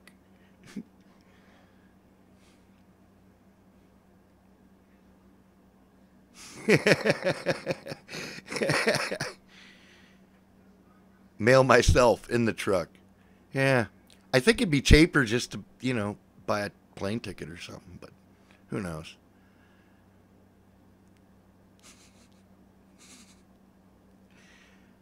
I wonder how many stamps I'd have to put on the hood of that sucker to get it across the lake. It's because I broke the engine. Yeah, partly, yeah. Actually, the engine is working now. It's the rear end that's going south on me again. Jesus Christ, it's always something. Good night, Eureka. Take care. Rest up and have a good night.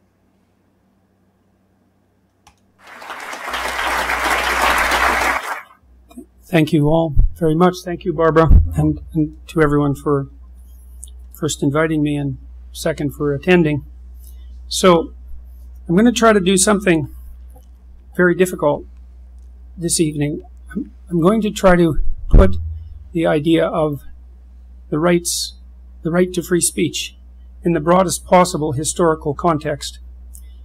I want to start with a comment, though. We have an idea built into our human rights legislation that all the rights are equal in some sense, and that can't be true because rights conflict with one another, and when things conflict they have to be hierarchically organized, and what that means is that there's an implication that there is a hierarchy of rights as well as a hierarchy of responsibilities, and that it's also incumbent on us to determine the nature of that hierarchy and to determine what constitutes the sovereign, let's say, the sovereign right.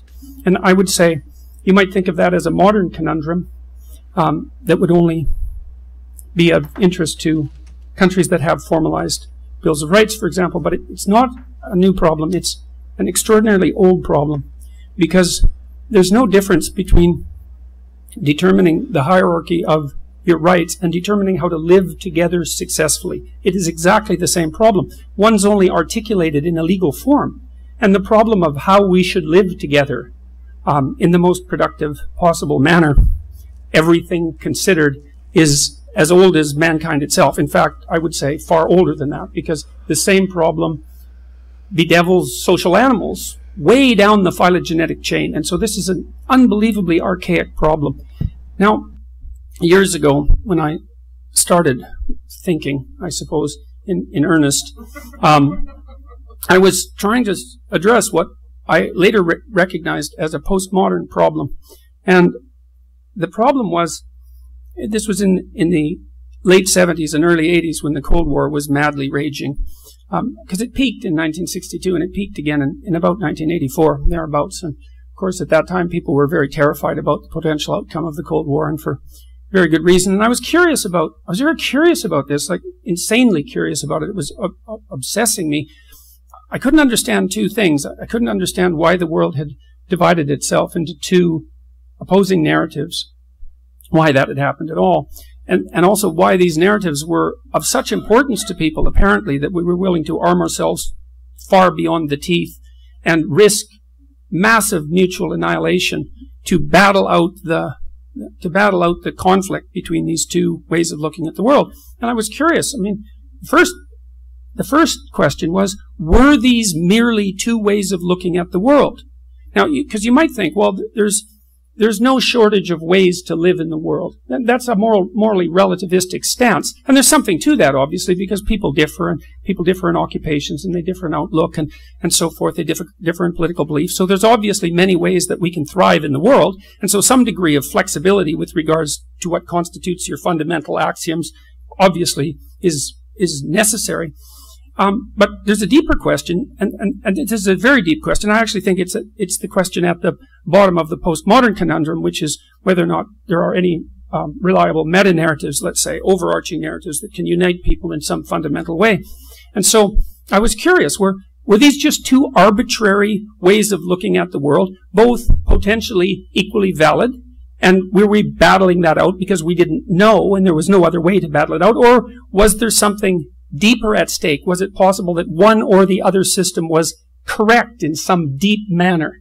And I do truly believe that I entered that universe of questions, let's say, with as open as a mind as possible, because I actually wanted to find out the answer, because, well, it seemed to me the fundamental question that obviously we fought a whole Cold War about it. It was the fundamental question. It was the question everyone's minds should have been concentrated on.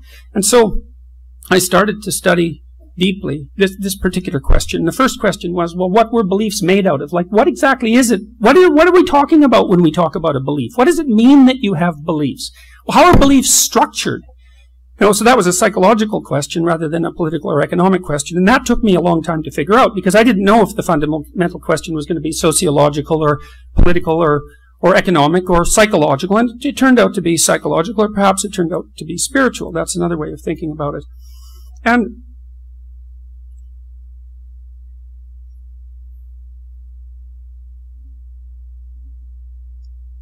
if you could grasp belief, what would constitute a credible belief? What would it mean for a belief to be credible?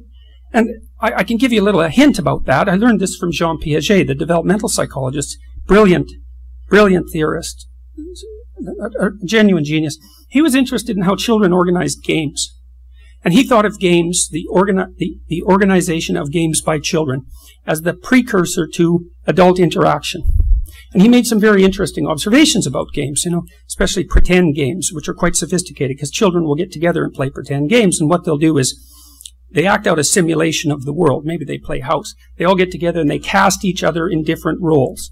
And then they each act out those roles, and they do that in order to simulate something important that they're going to have to adapt to. But Piaget noted a couple of things. The first thing he noted was that children playing games can play the games in a group. Thank you very much. Can play a game in a group, but if you take them out of the group and you ask them what the rules of the game are, they don't know. They can't articulate the rules of the game.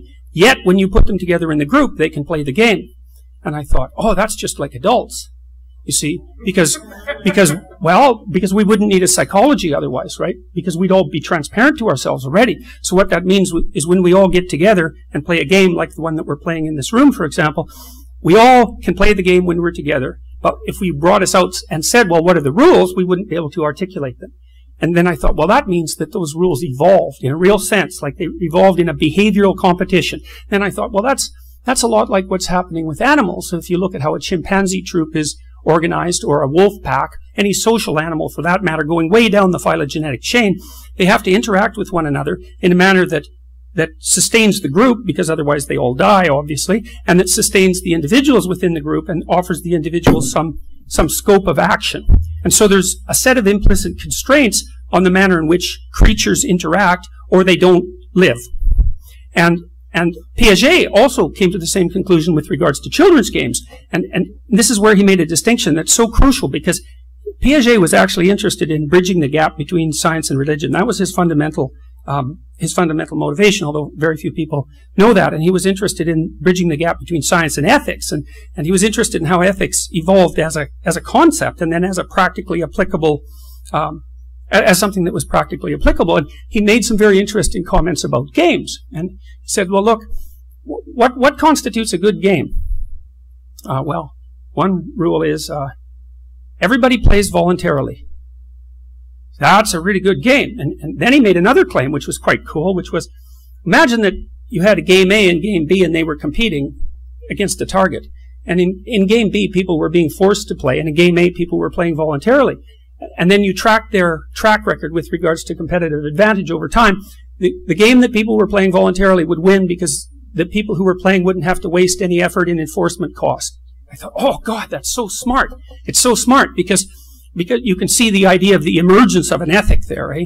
And not an ethic that's rationally constructed. It's an ethic that's actually emerging from the bottom up. Now, the philosopher Friedrich Nietzsche also pointed out that our ethic actually emerged from the bottom up. It wasn't rational. It wasn't top down. It wasn't Enlightenment oriented, even though the Enlightenment might have codified it as part of a process of a codification that took place over a very long period of time. And then I read other things, say about the way that animals organize their troops. This was later, but it's relevant to our talk today. The primatologist Frans de Waal, for example, has tried to find out what makes chimpanzee troops stable across time. And, you know, you kind of have this idea that a chimpanzee troop is driven, let's say, by the most dominant, powerful male, the most aggressive, cruel, tyrannical chimpanzee dominates. And that isn't what Frans de Waal found. What he found was that in order that those sorts of chimpanzee troops have leaders that meet very violent ends. Because no matter how tyrannical you are as top chimp, 2 chimps 3/4 your size can take you out. And they will. And chimpanzees are unbelievably brutal and very, very strong. And so tyrannical chimpanzee troops are unstable. It's like, that's a major league discovery, man, because it starts to open up the possibility that the ethic upon which functional states are predicated is far deeper than any mere story or any mere rationality. And that's a really exciting possibility, because what it means is that there might be something at the bottom of our ethic that's really there. It's not just some arbitrary constructed narrative. It's not just one set of ways to live in the world among many. And I would say, and I tried to outline this partly in 12 Rules for Life and more in detail in Maps of Meaning, that the evidence on that is already in, is that there is a convergent ethic that emerges from the bottom up over evolutionary spans of time, over millions of years, over hundreds of thousands of years, over tens of thousands of years, as people learn how to act in a manner that sustains them as individuals now and a week from now and a month from now and a year from now. So it has to be iteratable, that sustains them and their families simultaneously, that sustains them and their families and their communities across all those time frames simultaneously. And that's a very, very tight set of constraints. And so there might be a very large number of ways to interpret the world, as the postmodernists accurately have it, but there are not a very large number of ways to exist successfully in the world. In fact, it's extraordinarily constrained. It's constrained by the necessity of playing an iterative voluntary game. And that's a tight constraint, as any of you who are married know. Right? Well, I mean this absolutely definitively, because you see, the marriage is a very interesting balancing act, because it has to be good for you and it has to be good for your wife, let's say, but it also has to be good for the two of you. And it has to, and maybe that's superordinate to each of you as individuals. And it has to be good for you in a way that's good for your children. And that has to work in society. And it has to be something that you can play out moment by moment and hour to hour and day to day and month to month and week to week. And you know perfectly well that there isn't much deviation from the straight and narrow path if you're going to play that game, because there's just too many ways of falling into trouble. And there's way more ways of falling into trouble than not falling into trouble. Okay, so that's the first thing. So imagine this. So this is the idea. So the ethic emerges from the bottom up as we learn how to organize ourselves in ever more complex societies, sustainable societies. And we don't know what we're doing. Okay, but then what happens is, because we're insanely curious and capable of self-recognition, we start to tell stories about how it is that we're acting. And the stories have two forms. One story is about the structures that we exist in, and that's the stories about other people. And every story is about other people, right? Because we live in a social world, and you never see a story, you never go to a movie, you never read a novel that isn't about society. And no wonder, because that's our environment, society. So stories are about society, and they're about how societies succeed and fail, and they're about how individuals within that society succeed or fail. Because what we're trying to do is to watch ourselves, and I mean, again, over the massive historical time frame, we're trying to watch how it is that we act when we act properly and figure out how to do it as individuals. And the first way we do that is to code it in stories. That's what stories are for. That's what great literature is for. That's why there are great villains and great heroes in great literature. Because you want to know how to be a great hero unless you want to be a great villain. And if you want to be a great hero, you can learn from great villains the opposite of how to act. And so you get incredibly sophisticated representations emerging out of that process, so that take on an archetypal form. So, for example, the motif of the hostile brothers, which is developed in Christianity into the twin adversaries of Christ and Satan, or Cain and Abel, are the idea of the hero who thrives in the social world and brings renewal to the cosmos, so to speak, against the deadly adversary. And that's exactly what you need to know. And again, it's not arbitrary. It's not an arbitrary set of propositions. It's predicated on the observation of successful and unsuccessful patterns of behavior over very, very, very, very long stretches of time. So there's a behavioral platform, and then there's a narrative representation of that platform. And then the two things start to interact, because once you have drama and literature, you can learn from drama and literature and alter how you behave. And your ethic becomes portable. And then what happens after that is that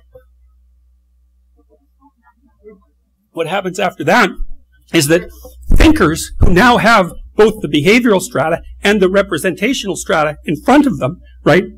The procedural ethic, the behavioral ethic, plus the storied representation, one step back from that, especially after it's written down. This is why works like the Bible are of such critical importance, because the dramatic patterns are then written down, and then you can step back from them with your consciousness, and you can start to analyze them for the rule-based content. You see that emerging to some degree in the story of Moses. That's actually what's laid out in part in the story of Moses, because Moses is leading his people through the desert and watching how they fight and watching how they behave. And then he has this, so it's all very, very dramatic. Then he has this tremendous revelation, which is, this is how we already act.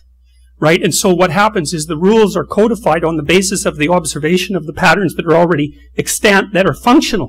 And it's a transformation of consciousness. At that point, you have your ethic, which is far deeper than anything that you can imagine, start to be articulated out into the body of laws. And that's the point at which you have, let's say, true philosophy and the beginning of the body of laws. It's called the body of laws for a reason. And so, well, I thought that was all just amazing to have observed that, to think about that bottom-up process. And then I started reading a lot of religious mythology, and I ran across this motif that was developed in great detail by a Romanian, Mircea Eliade, who was a great scholar of religions, who wrote remarkable books, including A History of Religious Ideas, which is a highly recommended book. And he talked about this interesting motif that I had run across in other writings on mythology and in religious stories, which was the battle of the gods in heaven across time. And one of the things Eliade pointed out was that if you looked at the development of religious systems, so say the development of the religious system that came to dominate Mesopotamia, when the Mesopotamian tribes came together, so imagine each of those tribes had their own god, right? And then when they came together, that was terribly fractious, because you know what happens when different people with different gods get together. It's ugly. It's ugly. And it's no wonder, because you know, they each have an ethic, and they're living within the ethic, and they're using it to structure their worlds, but the ethics apparently collide. And so what happens at the civilizational level is that there's constant negotiation and cognitive transformation within the individual populations, but that's represented over the large span of time as a battle between the gods that represent the different tribes in heaven. And so then what happens across time is all those gods organize themselves into a hierarchy, and one god comes out on top, and that god is the supreme god. And then the societies like Mesopotamia, this happened in Mesopotamia, it also happened in ancient Greece, they assume that their sovereign is the person who acts out the sovereign god. Because you might say, well, where does the concept of sovereignty come from? Right? If it's not just brute force, and it's not, because brute force doesn't work, it has to have some other basis. What's the basis of sovereignty? What's the basis of authority? Not power, authority, competence, authority.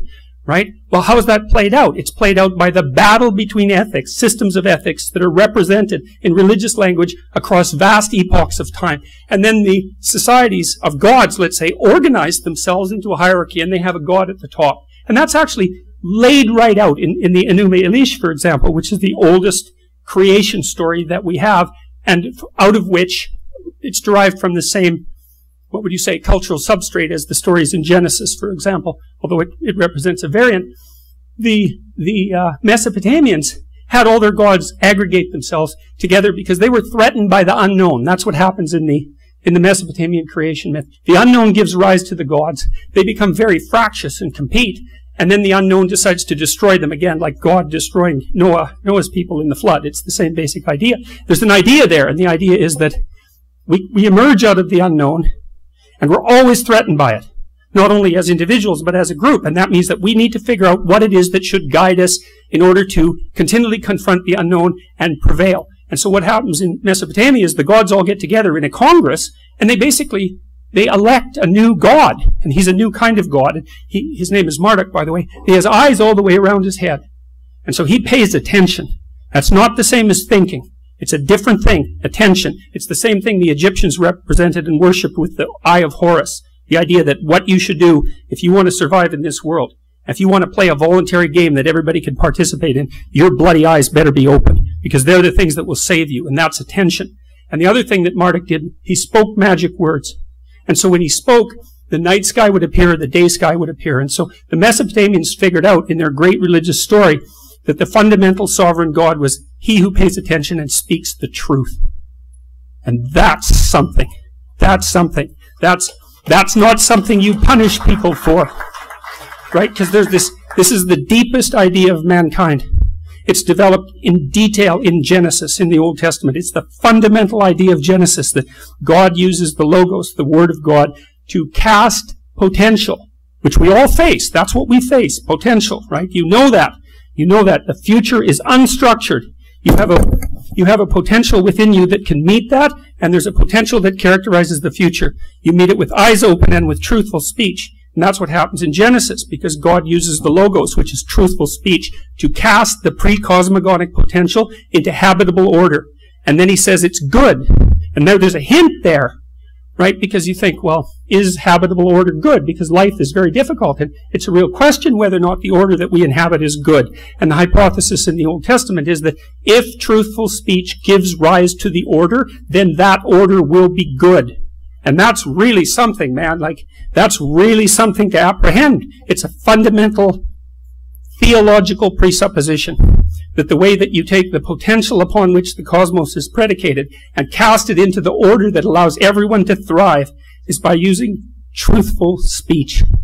Wouldn't it be something if that was the case? And the thing is, you know it's the case. You know it. You know it. Because you do not admire yourself if you're deceitful. You admire yourself when you have those rare moments in your life where you can actually stand up and say what's true, regardless of the cost. And if you give that respect to other people, if you treat them as if they're the locale of the divine speech that casts potential into habitable order, then they like you. Maybe they even love you, and they get along with you, and you can work with them, and you can cooperate with them, and you can compete with them. So not only is it the fundamental axiom that regulates your relationship with yourself, it's the fundamental axiom that regulates your interactions with other people. And if you do not give them that honor, which is the presupposition for their natural right? Because the idea that you have a natural right is the idea that you have some sort of intrinsic value. If you don't treat people as if they have that intrinsic right, they are not happy with you, even if they don't know why. Because everyone wants to be treated as if they have free will, and as if they confront potential, and as if they're capable of making moral choices, and that they should be rewarded when they do things right, and perhaps punished when they do things wrong. Everyone wants that, and everyone knows it. And so what does that all have to do with free speech? Well, yes, everything. That's exactly right. So, free speech isn't free speech. You know, people think of free speech as kind of like a decoration, something like that in your life. It's not that at all. It's not the ability to speak truth to power, although it is also that. It's not that. It's way more than that. Free speech is how you think. It's not thinking. You know, the word that Genesis relies on to create the cosmos, let's say, in the story. By the way, that's the image of God in which you're made, male and female, that gives you that fundamental value that's at the core of our idea of natural right. It's not thinking. It's speaking. And the reason for that is, look, first of all, you can hardly think. It's really hard to think. You have to be trained like mad to think. You have to be able to divide yourself internally into a couple of different people. And then you have to let those people have a war in your head. And that means you have to develop characters who have opinions in great detail, opinions that might be contrary to your own. And then you have to withstand the tension of letting them have it out. And you only see that thinking in great literature. Like you see that in Dostoevsky. He's an absolute master of that. And you know, you can think a little bit, but mostly you're biased and you have confirmation bias and you see things the way you see them and you have massive blind spots and you're ignorant as hell. You just can't think, but you can talk. And the thing is, if you talk, other people will correct you. That's the thing. And that's thinking. So if you get up and you have something to say, and you say it stupidly, because of course you will, because what do you know, then other people will tell you where you're wrong. And then you can learn, right? And then everybody can think. And so what that also means is that to be free to speak, even to tell the truth, means you have to be free to be stupid and ignorant and malevolent and bitter. Because that is who you are. That is what you are, because you're flawed. So the idea that, you can't use your free speech if it's offensive is just, it's an idea that is so, you don't know if its naivety outdoes its malevolence. It's a real battle. Which of those two things are worse? I would go with malevolence, because it attacks something that's so absolutely fundamental. It's like, well, of course people who are speaking freely are going to be offensive. I mean, have you ever had a serious discussion with anyone in your life? And I mean a serious discussion. I mean the sort of discussion you have when you're with your wife, when you're wondering whether your marriage is going to survive, or with your kids when they've done something that is really not in their best long-term interest. I mean a serious discussion. You can't even get off the ground without being offensive. You can't get off the ground without offending yourself in a conversation like that. You don't even want to admit how you feel or how you think to yourself. If you think you can have a difficult conversation without offending people, all that means is you're not having a difficult conversation. Because, well, an easy conversation, by definition, no one gets upset about that. There's no real problem. There's no real disagreement. There's no real world problem to be solved. It's just trivial. It's like discussing, last night's sports event. There's nothing to it. If you're going to have a conversation about something that matters, and the world is made out of what matters, that's a good thing to remember. If you're going to have a discussion about what matters, if you're really going to talk about it, everyone is going to be offended by that, especially if there's something rotten in the state of Denmark and you happen to be the one that is pointing it out. So then you think, well, your freedom of speech, that's not about you being able to speak truth to power. That's about you being able to chart your destiny in the world. And more than that, it's even more, and that's important enough because, life is hard. And if you don't get to think, when you walk through your life, you will fall into a pit. There's no doubt about that, because that's what thinking is for. It's to stop you from having any more catastrophes than are absolutely necessary. And it's a terribly difficult process. And so if that's interfered with, it isn't that you don't get to speak truth to power. It's that you do not get to act in the world in a manner that allows you to eliminate endless, unnecessary, hellish suffering. And not just for you, but for you and your family and your community. And so the enemies of free speech, they're the enemies of the process that turns potential into habitable order. They're enemies of the divine principle. And worse, they're their own enemies. Right? Because this isn't, well, some of us believe in free speech and some of us don't. It's way deeper than that. If you don't believe in free speech, you don't believe in the implicit divinity of mankind. You don't believe in the sovereignty of the individual. You don't believe in sovereignty as such. You're a totalitarian of some sort, which means you attribute all the divine power to yourself. And then we know where that leads, right? It doesn't matter whether it's on the right or the left. If we had any sense and we took a look at 20th century history, we know exactly where things go. And we could easily choose not to go there. And so when we see someone like Raif, who's imprisoned by a reprehensible dictatorship that we have the gall to call our allies, then what we see is a system that's not only hell-bent on the destruction of an innocent and good man, but directly antithetical to everything that all of us have and that our societies put forward as necessary to the continual betterment of being itself. And so,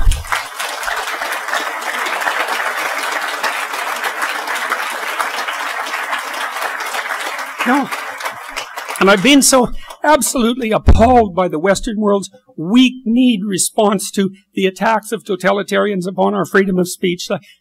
What was done with Salman Rushdie, that was a big, big, big, big mistake, right? Because it wasn't Rushdie, it was the free-speaking artistic tradition of the West. And not only of the West, right? The free-speaking artistic creative tradition upon which the cosmos is properly established. That's what it was. And we all bowed down. We all bowed down with no resistance whatsoever. It was a massive error. We're going to pay for that for a very long time. We did the same thing with the Danish cartoons.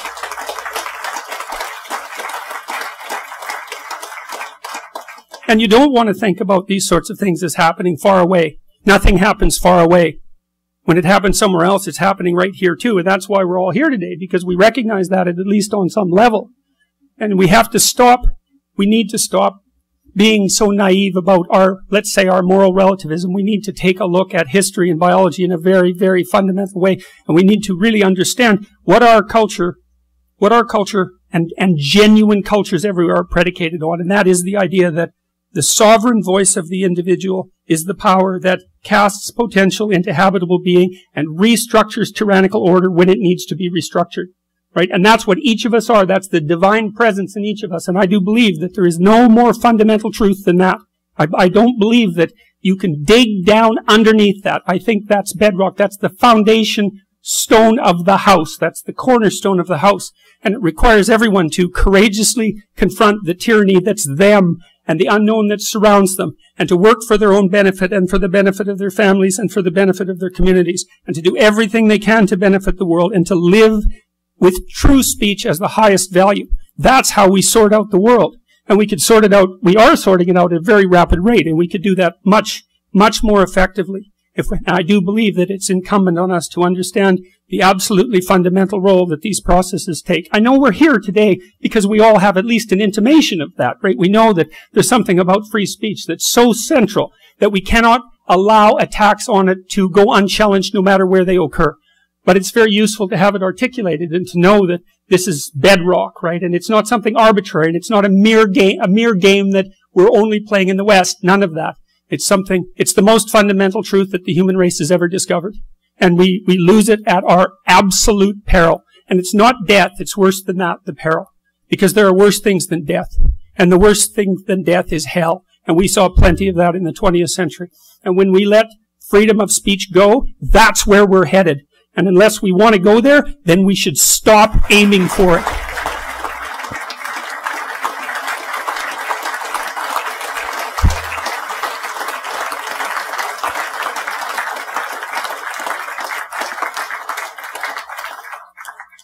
So, well, thank you very much for the invitation.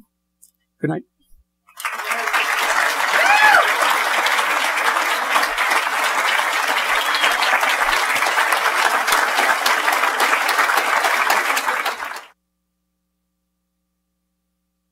Jordan Peterson on free speech. Yes, sir. This whole censorship thing, I think, is going to backfire horrendously on the tech companies and on the left in general. But that's just my prediction.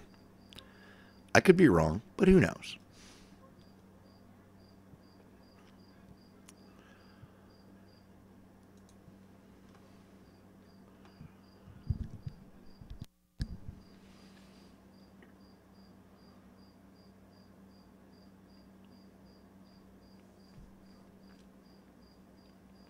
All right. My goodness. Let's see. What now? What next? Let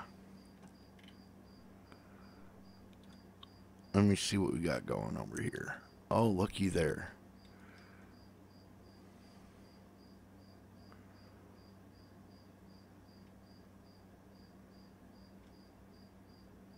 I don't know.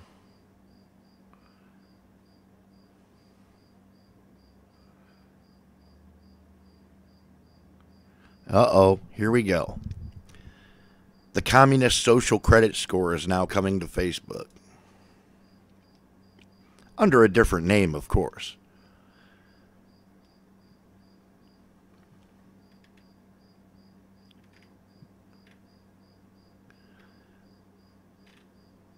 This is from The Sun, actually, which is really a disgusting leftist propaganda rag.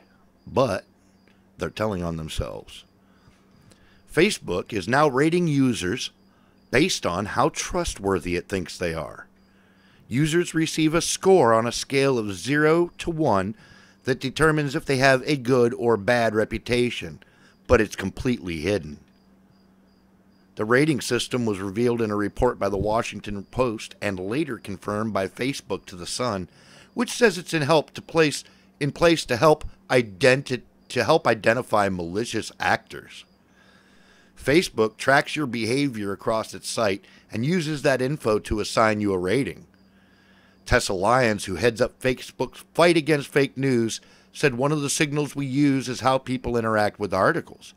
For example, if someone previously gave us feedback that an article was false and an article was confirmed false by a fact checker, that we might weigh that person's future false news feedback more than someone who indiscriminately provides false news feedback on lots of articles, including ones that end up being rated as true.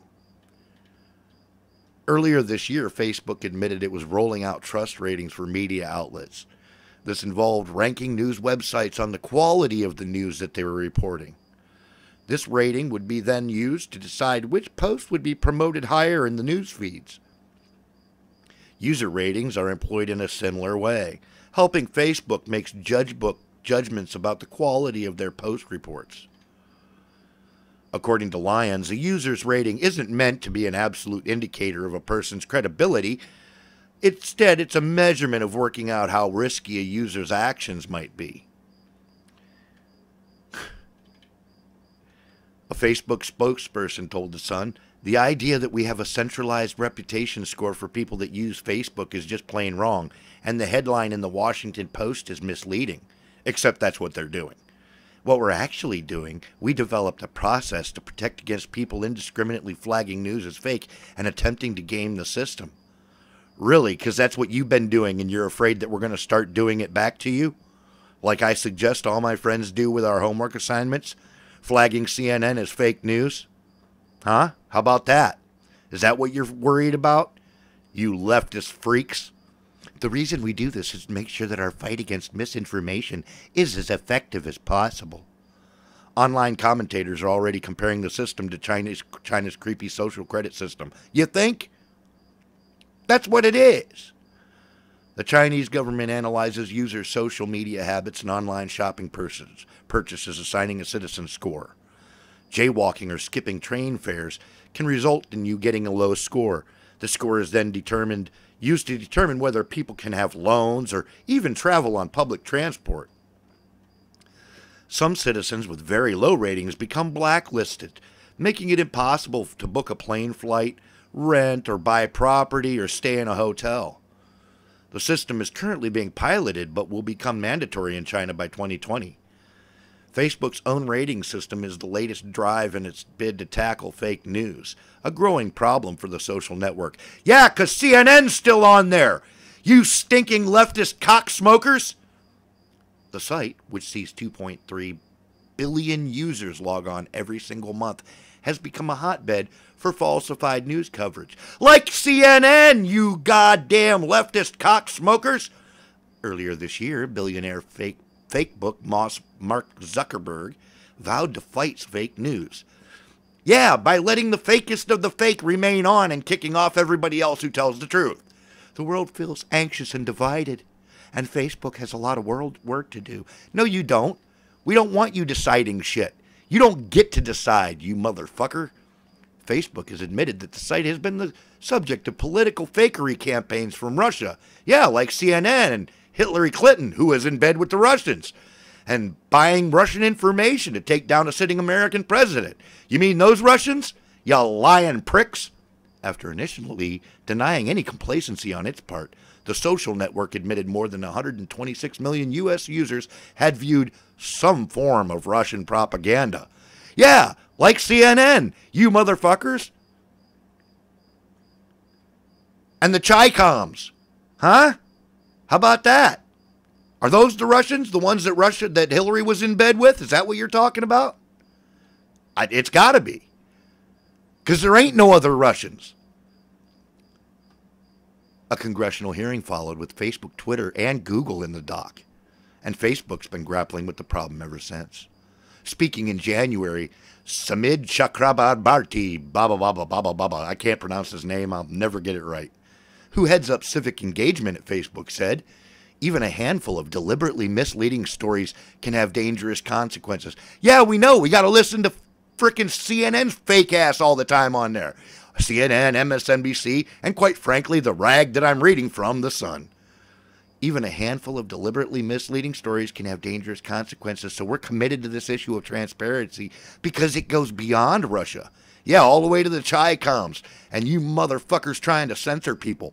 Without transparency, it can be hard to hold politicians accountable for their own words. Yeah, like Hillary Clinton and Bill Clinton and Butthole, the Kenyan terrorist, who was never a president, by the way. That terrorist freak tard was never our president. He was an illegal invader, period. Thank you very much. That's my opinion on that douchebag. Democracy then suffers because we don't get the full picture of what our leaders are promising us. What he wrote in what looks like a subtle snipe at U.S. President Donald Trump, except that he's keeping every promise he made, and he's fulfilled 90% of his agenda in under 3 years of a presidency.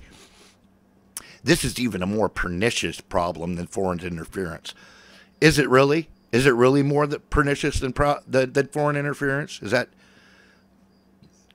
These people really tick me off with this crap. I don't know if you can tell.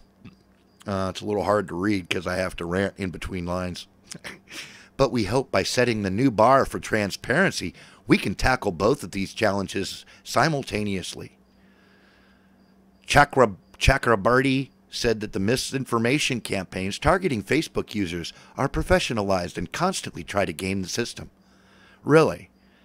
Misinformation campaigns? You mean like the Democrats buying up all the Facebook data and then using that in their campaigns when nobody else had access to it? That kind of gaming the system? We will always have more work to do. Do you think Facebook is right to rate its users' trustworthiness? Let us know in the comments. Well, here's a comment. Fuck no. Fuck no. Zucky Ducky is not qualified to determine anything, the veracity of anything. And neither is Snopes, that leftist freaking rag pile. Are you kidding me? This is what you expect us to buy into? And I can't believe anybody's even paying attention to that shit with any kind of normal sense. But that's just me.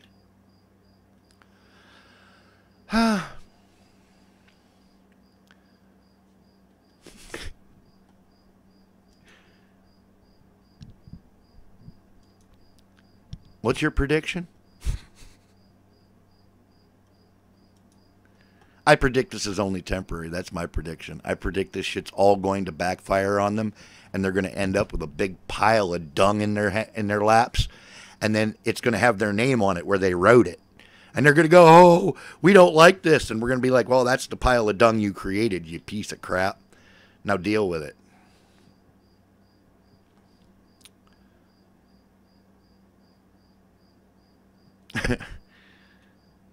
I don't know. Absolutely crap. Absolutely crap. Crap.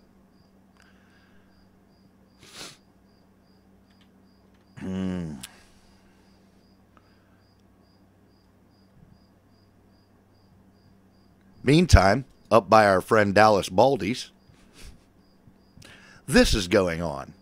According to the Gateway Pundit, 50,000 Muslims are planning a massive rally today at U.S. Bank Stadium in Minnesota for the Eid al-Adha.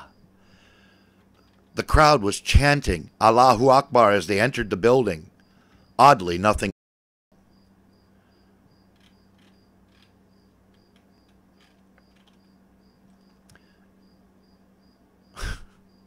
Unfrickin' believable. The news makes me nuts. Like, what is wrong with you people?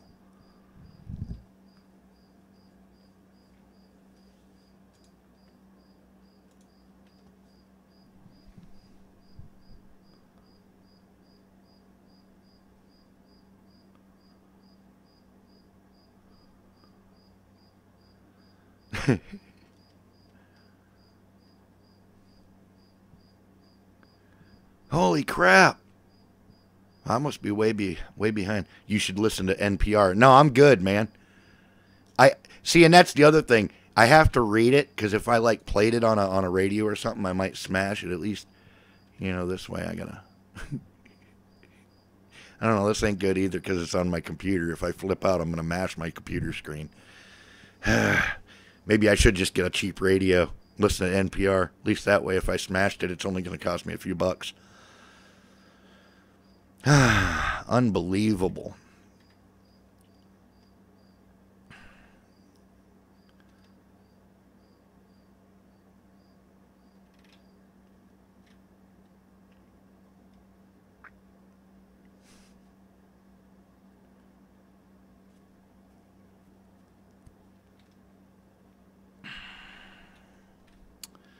What's going on here? Oh, here we go. This is what I was telling Dallas about. All this is coming from Drudge Report, by the way. From Breitbart. Donald Trump. Americans deserve same freedom of speech as the media. President Donald Trump said Tuesday that he would continue standing against social media censorship, arguing that American citizens had the same freedoms as the press did under the First Amendment. Every one of us is sort of like a newspaper. You have Twitter, Facebook, you can't have censorship, he said, referring to the ongoing acts of censorship conducted by technology companies like Google, Facebook, and YouTube. Trump said that he would stand for individuals of every political belief to exercise their First Amendment freedoms, even if he had to put up with fake news. I'd rather have fake news like CNN than have anybody, including liberals and socialists, than have anybody stopped and censored. The president made his remarks during a political rally in West Virginia for Republican Senate candidate Patrick Morrisey. We believe in the right of Americans to speak their minds. Trump warned the media that censorship was a slippery slope. It could turn around, and it could be them next. And they better listen to that, because that's what always happens. Censorship never stops with the enemy. That is the problem. As soon as you allow somebody to censor the opposition, the next thing you know, it's your turn. History has showed us this over and over again, but these lunatic leftist freaks, they can't get away from the insanity. When they do the same thing over and over again, expecting different results, that's what it is. It's insanity. Leftism is a mental disorder. They are freaking out of their minds.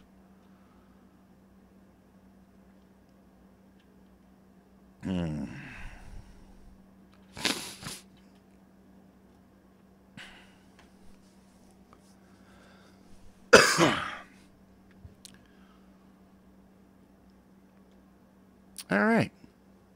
In military news,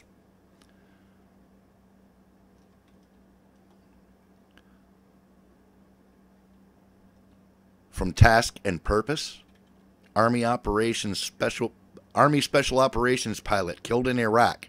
He was on his 9th combat deployment, by Jeff Shogel. Look, Chief Warrant Officer 3 Taylor J. Galvin was on his 9th combat deployment when he died on Monday from injuries he received when his helicopter crashed in Sinjar, Iraq, defense officials announced. Galvin, 34, was an MH-60M Black Hawk helicopter pilot assigned to the 160th Special Operations Aviation Regiment, airborne at Fort Campbell, Kentucky, the same unit that reportedly flew Navy SEALs into Pakistan for the 2011 raid that killed Osama bin Laden. Since joining the Army in 2003, Galvin had deployed twice in support of Operation Iraqi Freedom, 3 times in support of Operation Enduring Freedom, and 4 times as part of Operation Inherent Resolve, according to a news release from his unit. Several other service members were injured when Galvin's helicopter went down on August 19th, during a counterterrorism mission with Iraqi forces. The crash is under investigation, but there are no indications that the helicopter was downed by hostile fire. Galvin originally served as a CH-47 Chinook aircraft mechanic from 2003 to 2007 before being accepted to Warrant Officer Candidate School. He went on to serve as a UH-60 Black Hawk instructor pilot, and in 2015 he was assigned to the 160th Special Operations Aviation Regiment. His military awards include the Air Medal Sea Device, Air Medal Army Accommodation Medal, Joint Service Air Medal, Army Achievement Medal, 3 Meritorious Unit Awards, Army Good Conduct Medal, 2 National Defense Service Medals, Afghanistan Campaign Medal, Iraq Campaign Medal, Global War on Terrorism Expeditionary Medal, Global War on Terrorism Service Medal, NATO Medal, Non-Commissioned Officer Professional Development Ribbon, 3 Army Service Ribbons, Overseas Service Ribbon, Combat Action Badge, and Senior Army Aviator Badge. So RIP to one of our good soldiers, Army Special Operations Pilot, Chief Warrant Officer 3, Taylor J. Gavin. We'll be praying for you and your family, brother.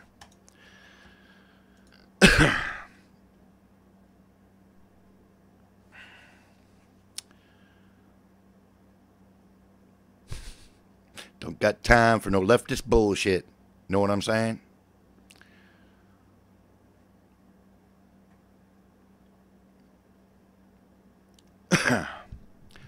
I'm sorry, Gus. I've got this thing cut down as far as I can. I've got the quality of the videos and everything cut down so that it doesn't...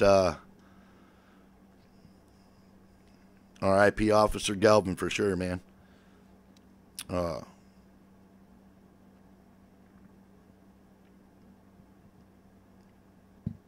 Damn, I hear you, Jimmy. Right on, man.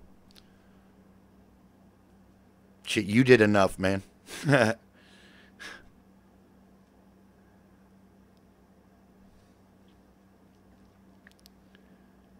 right.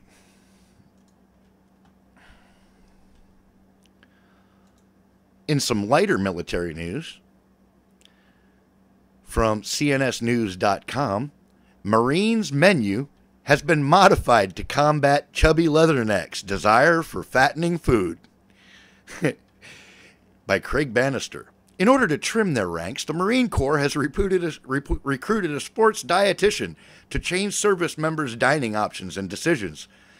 The Marines, like other branches of the U.S. military, are fighting obesity, military.com reports. Even the Marines, who boast having the military's most stringent physical requirements, fight to keep thousands in the ranks from tipping the scales toward the overweight category every year. Enter Charlene Holliday, a certified specialist in sports dietetics, to the Marines' rescue. Charlene, a certified specialist in sports dietetics who serves as the Marine Corps' warfighter and performance dietitian, is leading the charge to overhaul that service's dining operations. So-called clean proteins offered at meals will include chopped eggs, yogurt, cheese, salsa, legumes, trail mixes, and vegetarian options. The Marine Corps has instilled a color coding system for all meal choices. Marine Corps Fitness Director Colonel Stephen Arms says, green equals eat as much as you want. The yellow color code means go with caution. And red means you are allowed to consume only minimal amounts. Marines will also get more exercise because they will have to walk a lot farther to reach the less healthful menu items, Colonel Arms says. A Marine chow halls, leathernecks are going to have to walk a lot farther and past a lot of other ideal food options before reaching them. So now we have to fight fat Marines. Things have changed a lot since I enlisted. I don't know what a service chow hall looks like, but I can tell you that they worked the hell out of us, and we needed every calorie. So, whatever. I didn't finish, and I don't like to even talk about my experience with the military because it's just kind of sad, but other than honorable and all that. Oh, well. But I think it's funny. They keep reducing the what do you call it, the standards.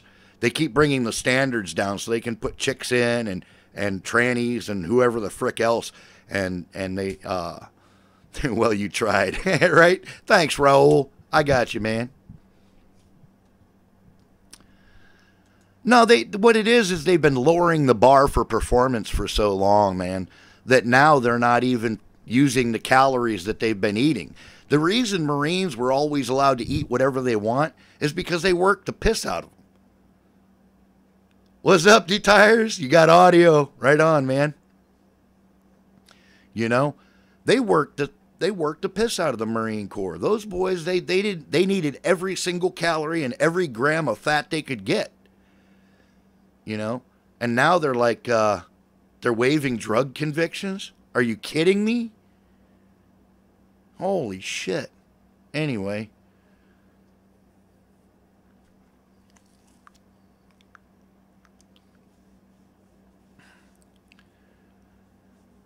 It was just a little lighter side of the military news. After the other story, I wanted to read something a little better.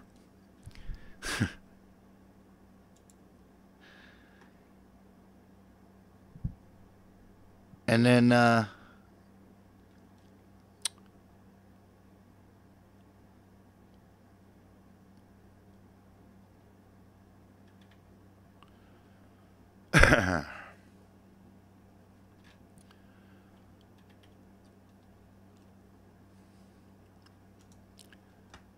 right. So for my last media reading, it comes out of the Wall Street Journal, another leftist rag.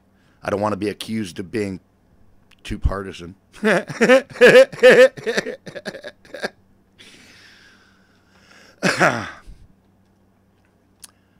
Wall Street Journal. And let me see if I can find who wrote this. Wall Street Journal, U.S. edition, blah, blah, blah. I'm going to click that off. All right. I can't find the reporter's name that wrote this from the Wall Street Journals, but I'll keep looking. The media keep falling into the Trump trap. Reporters foolishly act like liberal political activists. By Jason L. Riley. There it is. Donald Trump has demonstrated a knack for getting his political opponents to make fools of themselves. Senator Marco Rubio learned this the hard way on the 2016 campaign trail when he tried to out-Trump Mr. Trump. New York Governor Andrew Cuomo and former CIA Chief John Brennan got caught in the trap last week. Mr. Cuomo took issue with Mr. Trump's campaign slogan, "Make America Great Again," telling an audience full of Democrats that we're not going to make America great again. It was never that great. The audience booed. Mr. Cuomo was attempting to insult the president, but ended up insulting the country, and then spent several days walking back what he said. Mr. Cuomo's late father, Mario, also served as governor of New York. He once remarked, "There are few things more amusing in the world of politics than watching moderate Republicans charging to the right in pursuit of greater glory. His son is evidence that such behavior is bipartisan." Mr. Brennan, who called Mr. Trump's July press conference with Russia's strongman Vladimir Putin nothing short of treasonous on Twitter, and he had his security clearance revoked by the president last week. But during an appearance on MSNBC a few days later, he rescinded his comment. "Well, I didn't mean that he committed treason, but it was a term that I used. Sometimes my Irish comes out."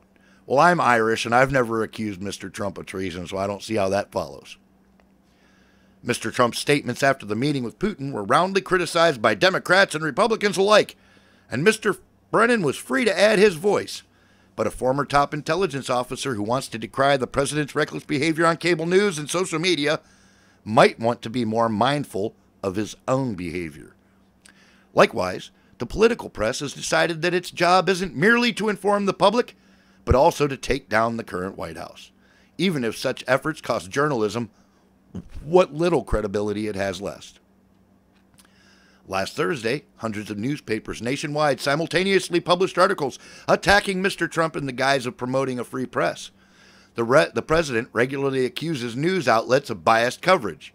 He prefers tweets and rallies to news conferences because he doesn't trust the Washington Post and CNN to give him or his agenda a fair shake.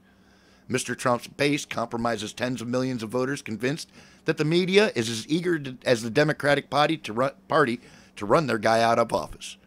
And last week's stunt only feeds those fears. When Mr. Trump accused them of being partisan conspirators, they got together in a great conspiracy to prove him right. Journalists who don't like what the president has said about the press might want to start behaving like objective reporters instead of liberal political activists. Take the economy, which is faring better under Mr. Trump by many measures than it has in a generation or longer. Each week throughout this summer has brought almost nothing but economic sunshine. The pace of factory hiring has more than doubled since last year. A July survey from the National Federation of Independent Businesses notes that optimism is strong among small business owners who employ nearly half the nation's private sector workforce. It's at levels not seen since 1983. Wages are also increasing, which is reflected in a Commerce Department report last week that showed that retail sales on groceries, restaurants, and clothing far exceeding economic forecasts and surging at double the rate of inflation. The best feature of this economic growth is its inclusiveness. The simultaneous gains among various demographic groups is something the country hasn't experienced in a long time, if ever. Older workers, women, minorities, seniors, the less educated, all are faring better in the labor force today than they did under President Obama. The jobless rate for Americans aged 16 to 24 hit a 50-year low this summer. In May, the black unemployment rate dipped to 5.9%, the lowest number on record at the Bureau of Labor Statistics. People who stopped looking for work are sending out resumes. He meant resumes. More people are quitting jobs because they are confident that a better one awaits. Employers are increasing perks and benefits in order to attract new hires and keep the ones they already have. There were 6.7 million job openings last quarter, a 17-year high. When the media reports this good news, the stories too often resemble a Democratic National Committee press release. The main objective is to assure you that Mr. Trump's tax cuts and regulatory reform had nothing to do with it, and that his predecessor deserves the real credit, or that it was all just inevitable. Hogwash. For all of his faults, the president deserves some praise for the ramped-up economy, just as he'll deserve blame if his counterproductive trade wars reverse these gains over time. Covering the Russian meddling investigation and keeping the White House honest is important, but these things are hardly the sum of Mr. Trump's presidency. Reporters look foolish when they insist otherwise. Imagine that.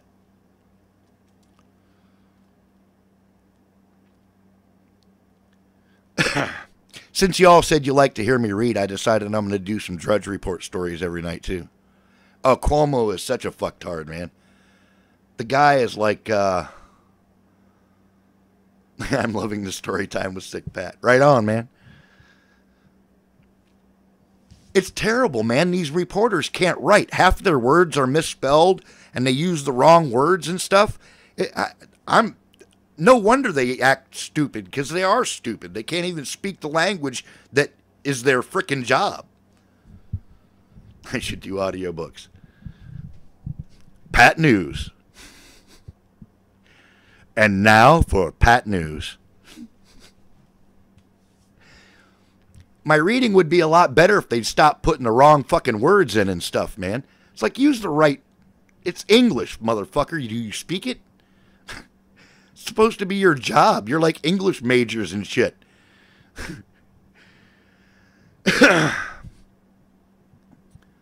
I know, it's disgusting, Claude. But it's worse than that. That's what their job is. Their job is language and communication. And they can't even use the correct terms and words and shit out of the English language.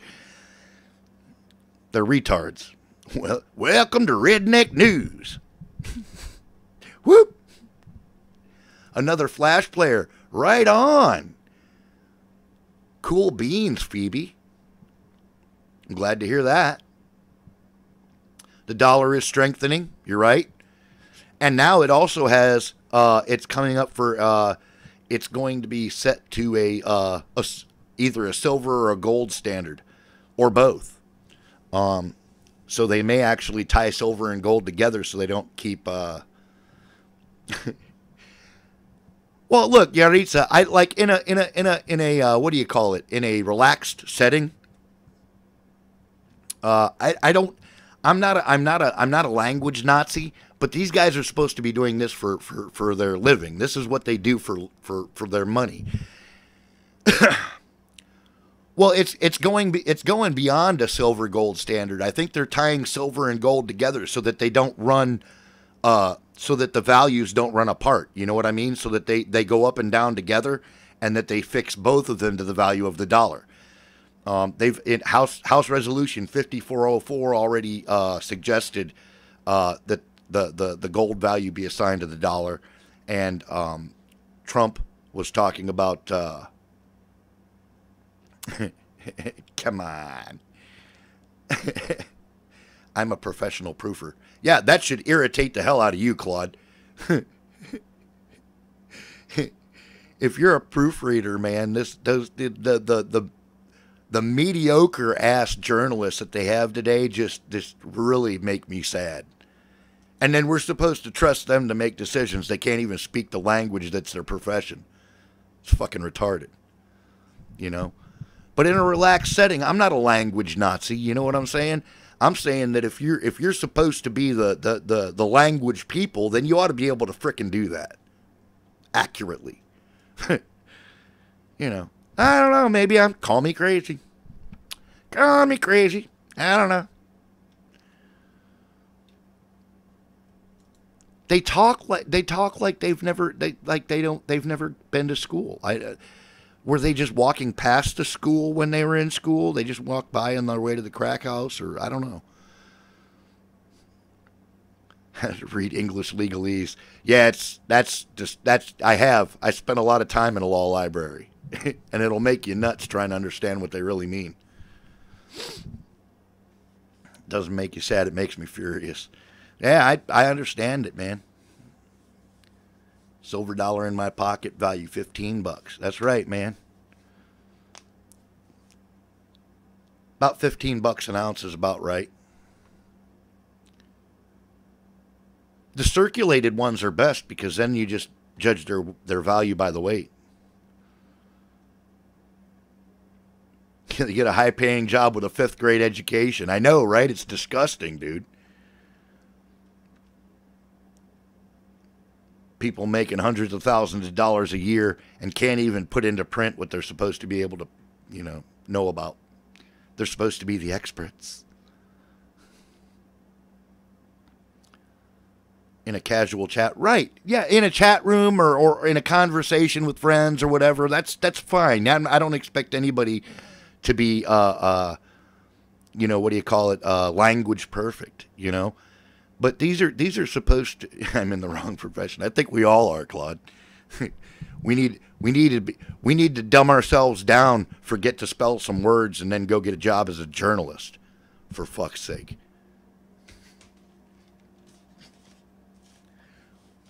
I'm gonna go fucking apply at CNN, and I'm gonna apply at CNN, and I'm gonna tell them that I can't spell any of the words my 6th grade teacher taught me. I bet they hire me. No habla factardo.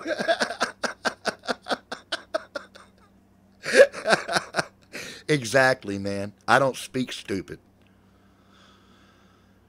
They're not real writers. Look, they don't even write the shit. The shit is written by some idiot college kid. I don't, and then they sit up there and read what they wrote. It's retarded. The whole thing is ridiculous. You maybe get on Mark Dice. Dude, I'd tear CNN up. I'd get them ratings. I want to write. Get a pencil, dude.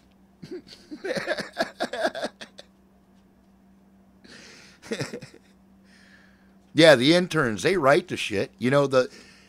Chuck Todd doesn't write the bullshit he spews. Some green-haired SJW 20-year-old college graduate does. Come on. It is an intern writing it. That's what I'm saying. But these kids they're supposed to be college graduates. They're doing this that's their job. That is their profession.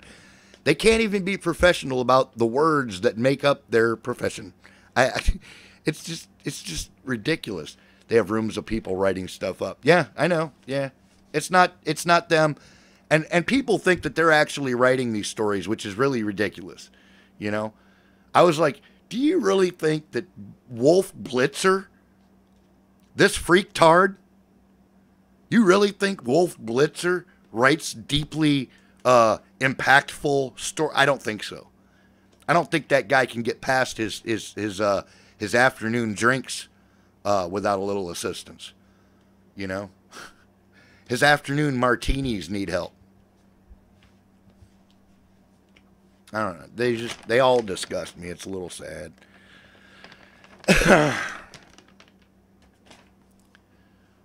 Wolf and Anderson Pooper. Yeah, Anderson Cooper, right? What deep and insightful thoughts does that white hair freak have? None. Zero. Deep and insightful is not part of his deep and insightful, I don't think, is part of his resume. Wolf Blitzer does have a cool sounding name. I got to give you that. Yeah. If I was named Wolf Blitzer, I'd make that name 10 times cooler.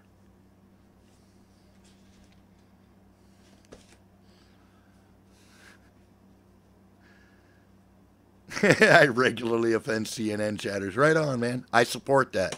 I think you should continue to do that.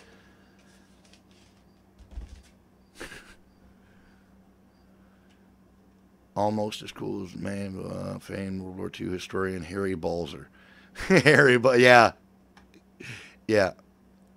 Harry Balzer. I've heard that name before.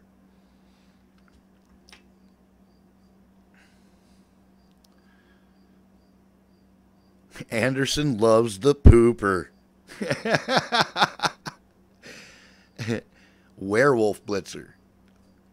See, that's what I would do with it, you know? I'd have turned Wolf Blitzer into a fucking brand, man. He used it to get a job at CNN. It's pathetic. He totally missed the bus on that one.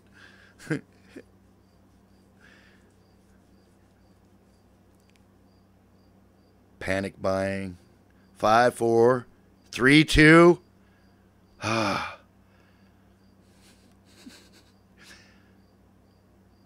Shots, shots, shots, shots. It's all right. Here in a little bit, I'll have some money. I'll have some more booze, and we'll be doing shots together again. Werewolf, Werewolf.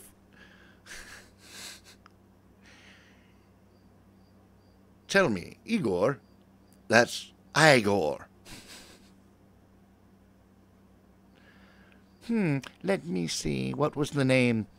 Abby something. Abby Normal.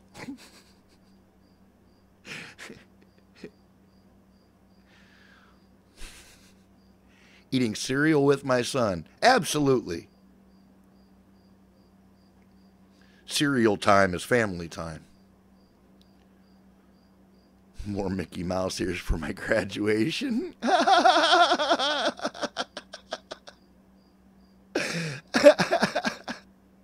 That's perfect. Hilarious. Yeah, no. Where I got that from was the Young Frankenstein.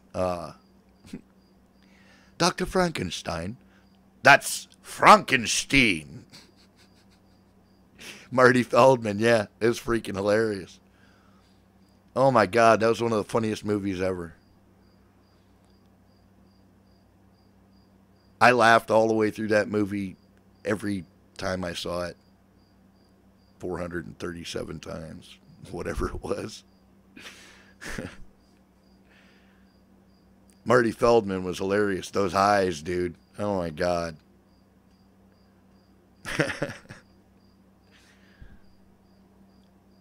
Bug-eyed motherfucker. The House of Frankenstein. Frau Blucher.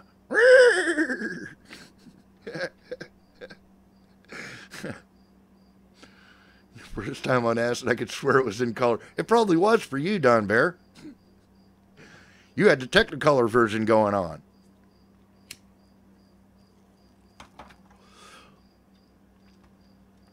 Yeah, well, the silver market is manipulated more than gold is, which is why I think they're going to tie gold and silver together in value. I think they're going to establish a percentage difference in value between silver and gold and then let them go up and down together. You know what I mean? To prevent silver manipulation, because that's been a big problem in the recent past. Got it on Vudu. Yeah, it's a great movie, man. Absolutely hilarious. Back when movies were still actually movies and the SJWs and Chi-Coms hadn't stolen all of Hollyweird. Well, I'm not sure how good it is, but it would prevent, market manipulation on one or the other. You would have to be able to manipulate both, which is really hard. Exactly, Claude. I think that's what they're doing. Because it's gonna prevent individual manipulation even more between the silver and the gold markets. So I think that's what they're up to. It's just a guess at this point, but they just need to do it at a decent pace percent. Well, yeah, absolutely, dude. They have to use the historical values and figure out percentage-wise how much it's always been in relation to gold. $100? Probably. I'd say probably 100. I might even go as far as saying 150 if it hadn't been manipulated all these years. That's why everybody's talking about it's going up, because they're about to take the market caps and the market manipulation shit out of it. That's one of the things that Trump's been doing, is getting rid of the regulations and stuff that allow them to do that kind of crap. So I think here in the next, 3-4 years, silver is going to go up a lot because it's been artificially repressed. 1/10 an ounce of silver for a day's work. Yeah.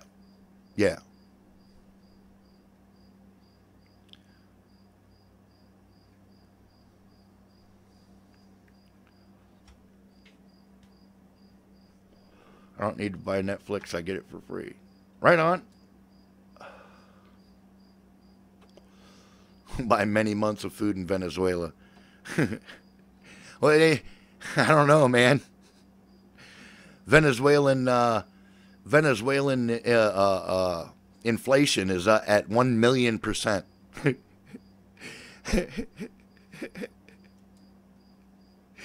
Who the fuck has 1,000,000% fucking inflation? Yay, socialism.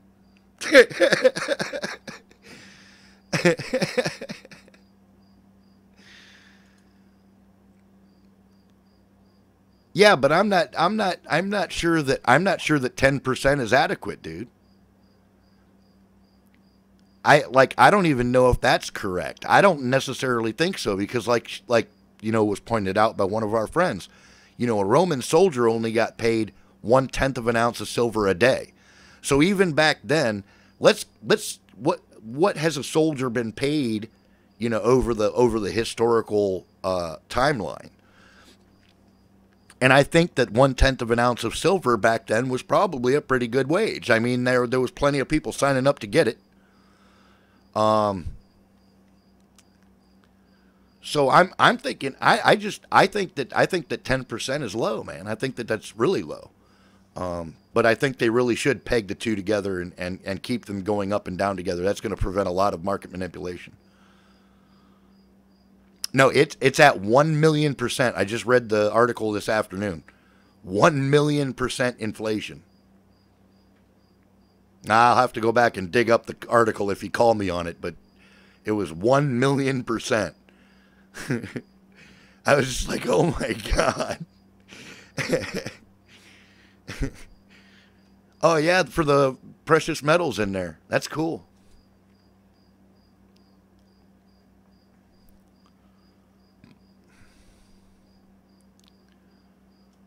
Scrap silver dollar at pawn shop is $17. Yeah, that's right. Between $15 and $18 right now is where it's fluctuating at to tires. When you said $15, I was like, yeah, that's about right.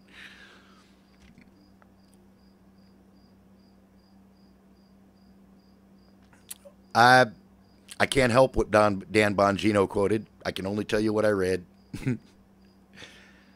I just thought it was hilarious. I mean, it's just so absolutely unimaginable. I can't, 1,000,000% inflation. That means literally that a candy bar that you could buy for 1 penny, a year ago, would now cost 1,000,000 pennies, or roughly $10,000.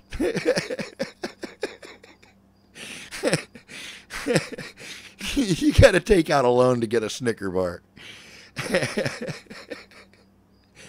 No wonder they're eating the giraffes out of the damn zoo down there. Hyperinflation, that's right, man.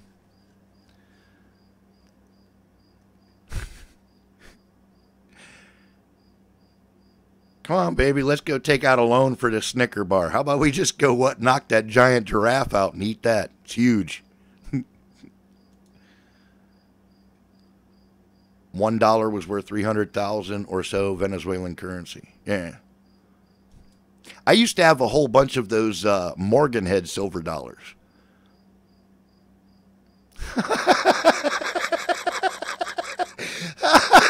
Tanya Sharma. Oh my God. How long does it take for a giraffe to throw up? Ah, that's brilliant. Well done. Tanya Sharma wins the interwebs for tonight. That was a good one.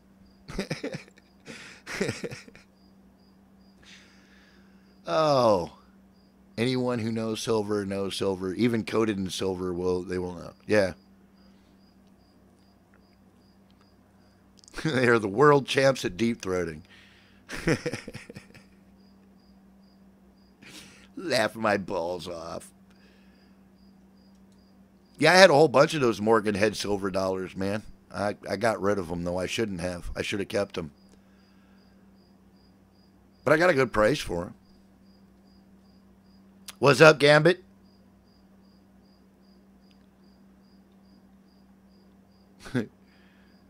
Inflation has taken away this woman's ability to feel shock as she tries to sell a single egg for 1 billion marks. Wow. Yeah. That's crazy.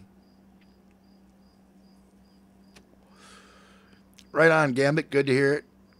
Thanks for coming to hang out again. Good to see you. Glad you're still sucking air off the planet. Because when that stops, you're in trouble.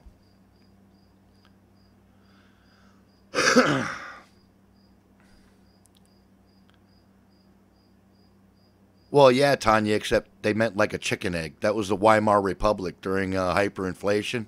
That was one chicken egg for 1 billion marks.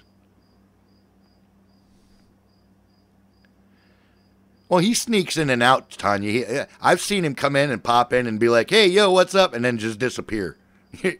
He doesn't hang around long.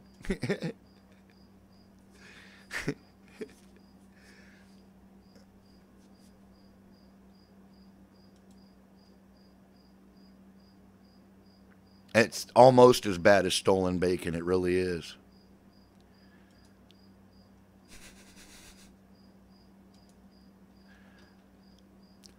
Alrighty.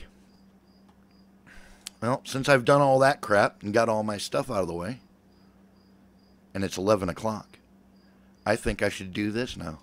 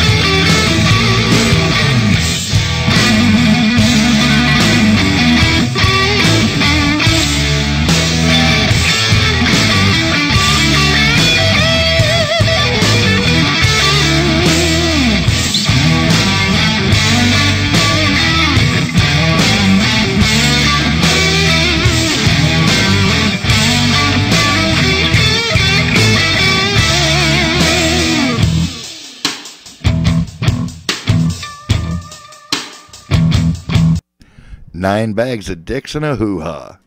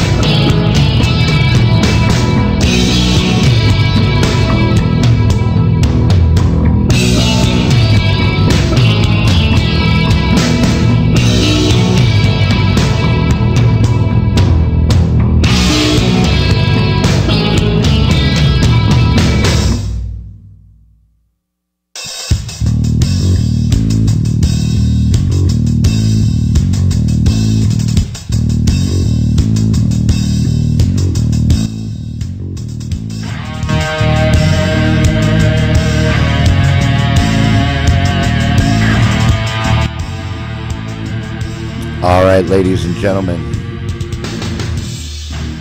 we have reached that point of the evening. It is 11:59, coming up on the witching hour. Midnight, there we go. Bingo bango. Oh, look, there's all the witches now. They're after me. No, not really, I'm just kidding. You just got done petting Chuck Wagon? That's right, man.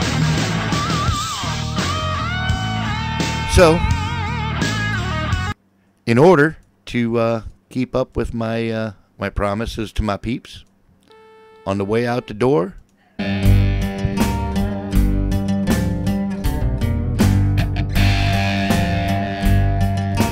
good night, y'all.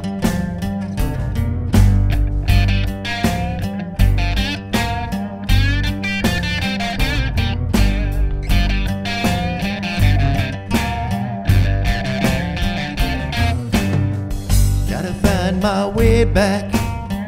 Gotta find my swampy home. Gotta find my way back. Back to the swamp where I belong. Been gone such a long time. Mama, I'm coming home.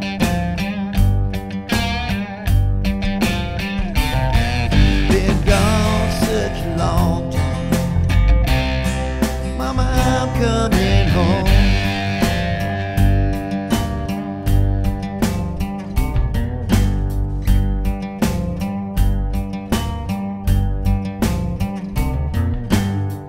Gotta find my way back. Gotta find my Louisiana home. Gotta find my way back. Way down south where I belong. Been 10 years in prison. Mama, I'm coming home.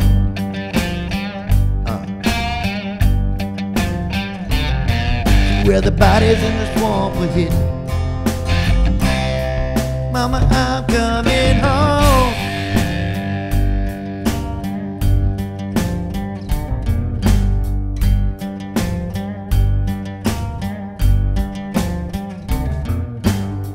No, I took the money. I took the money and I hid it good. No, I took the money, buried it deep out in them woods. 10 years in prison. Mama, I'm coming home.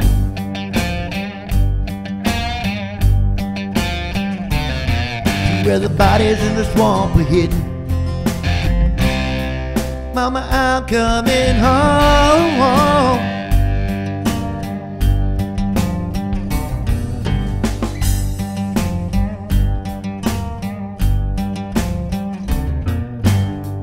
Gotta find my way back. Gotta find my swampy home.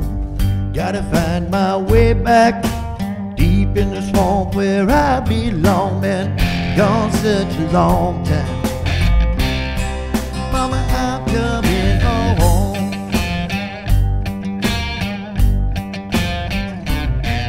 Been gone such a long time. Mama, I'm coming home. Oh yeah. Get that crawfish pie ready, mama. And that gilly gumbo. You don't know what I've been eating. You don't know what I've been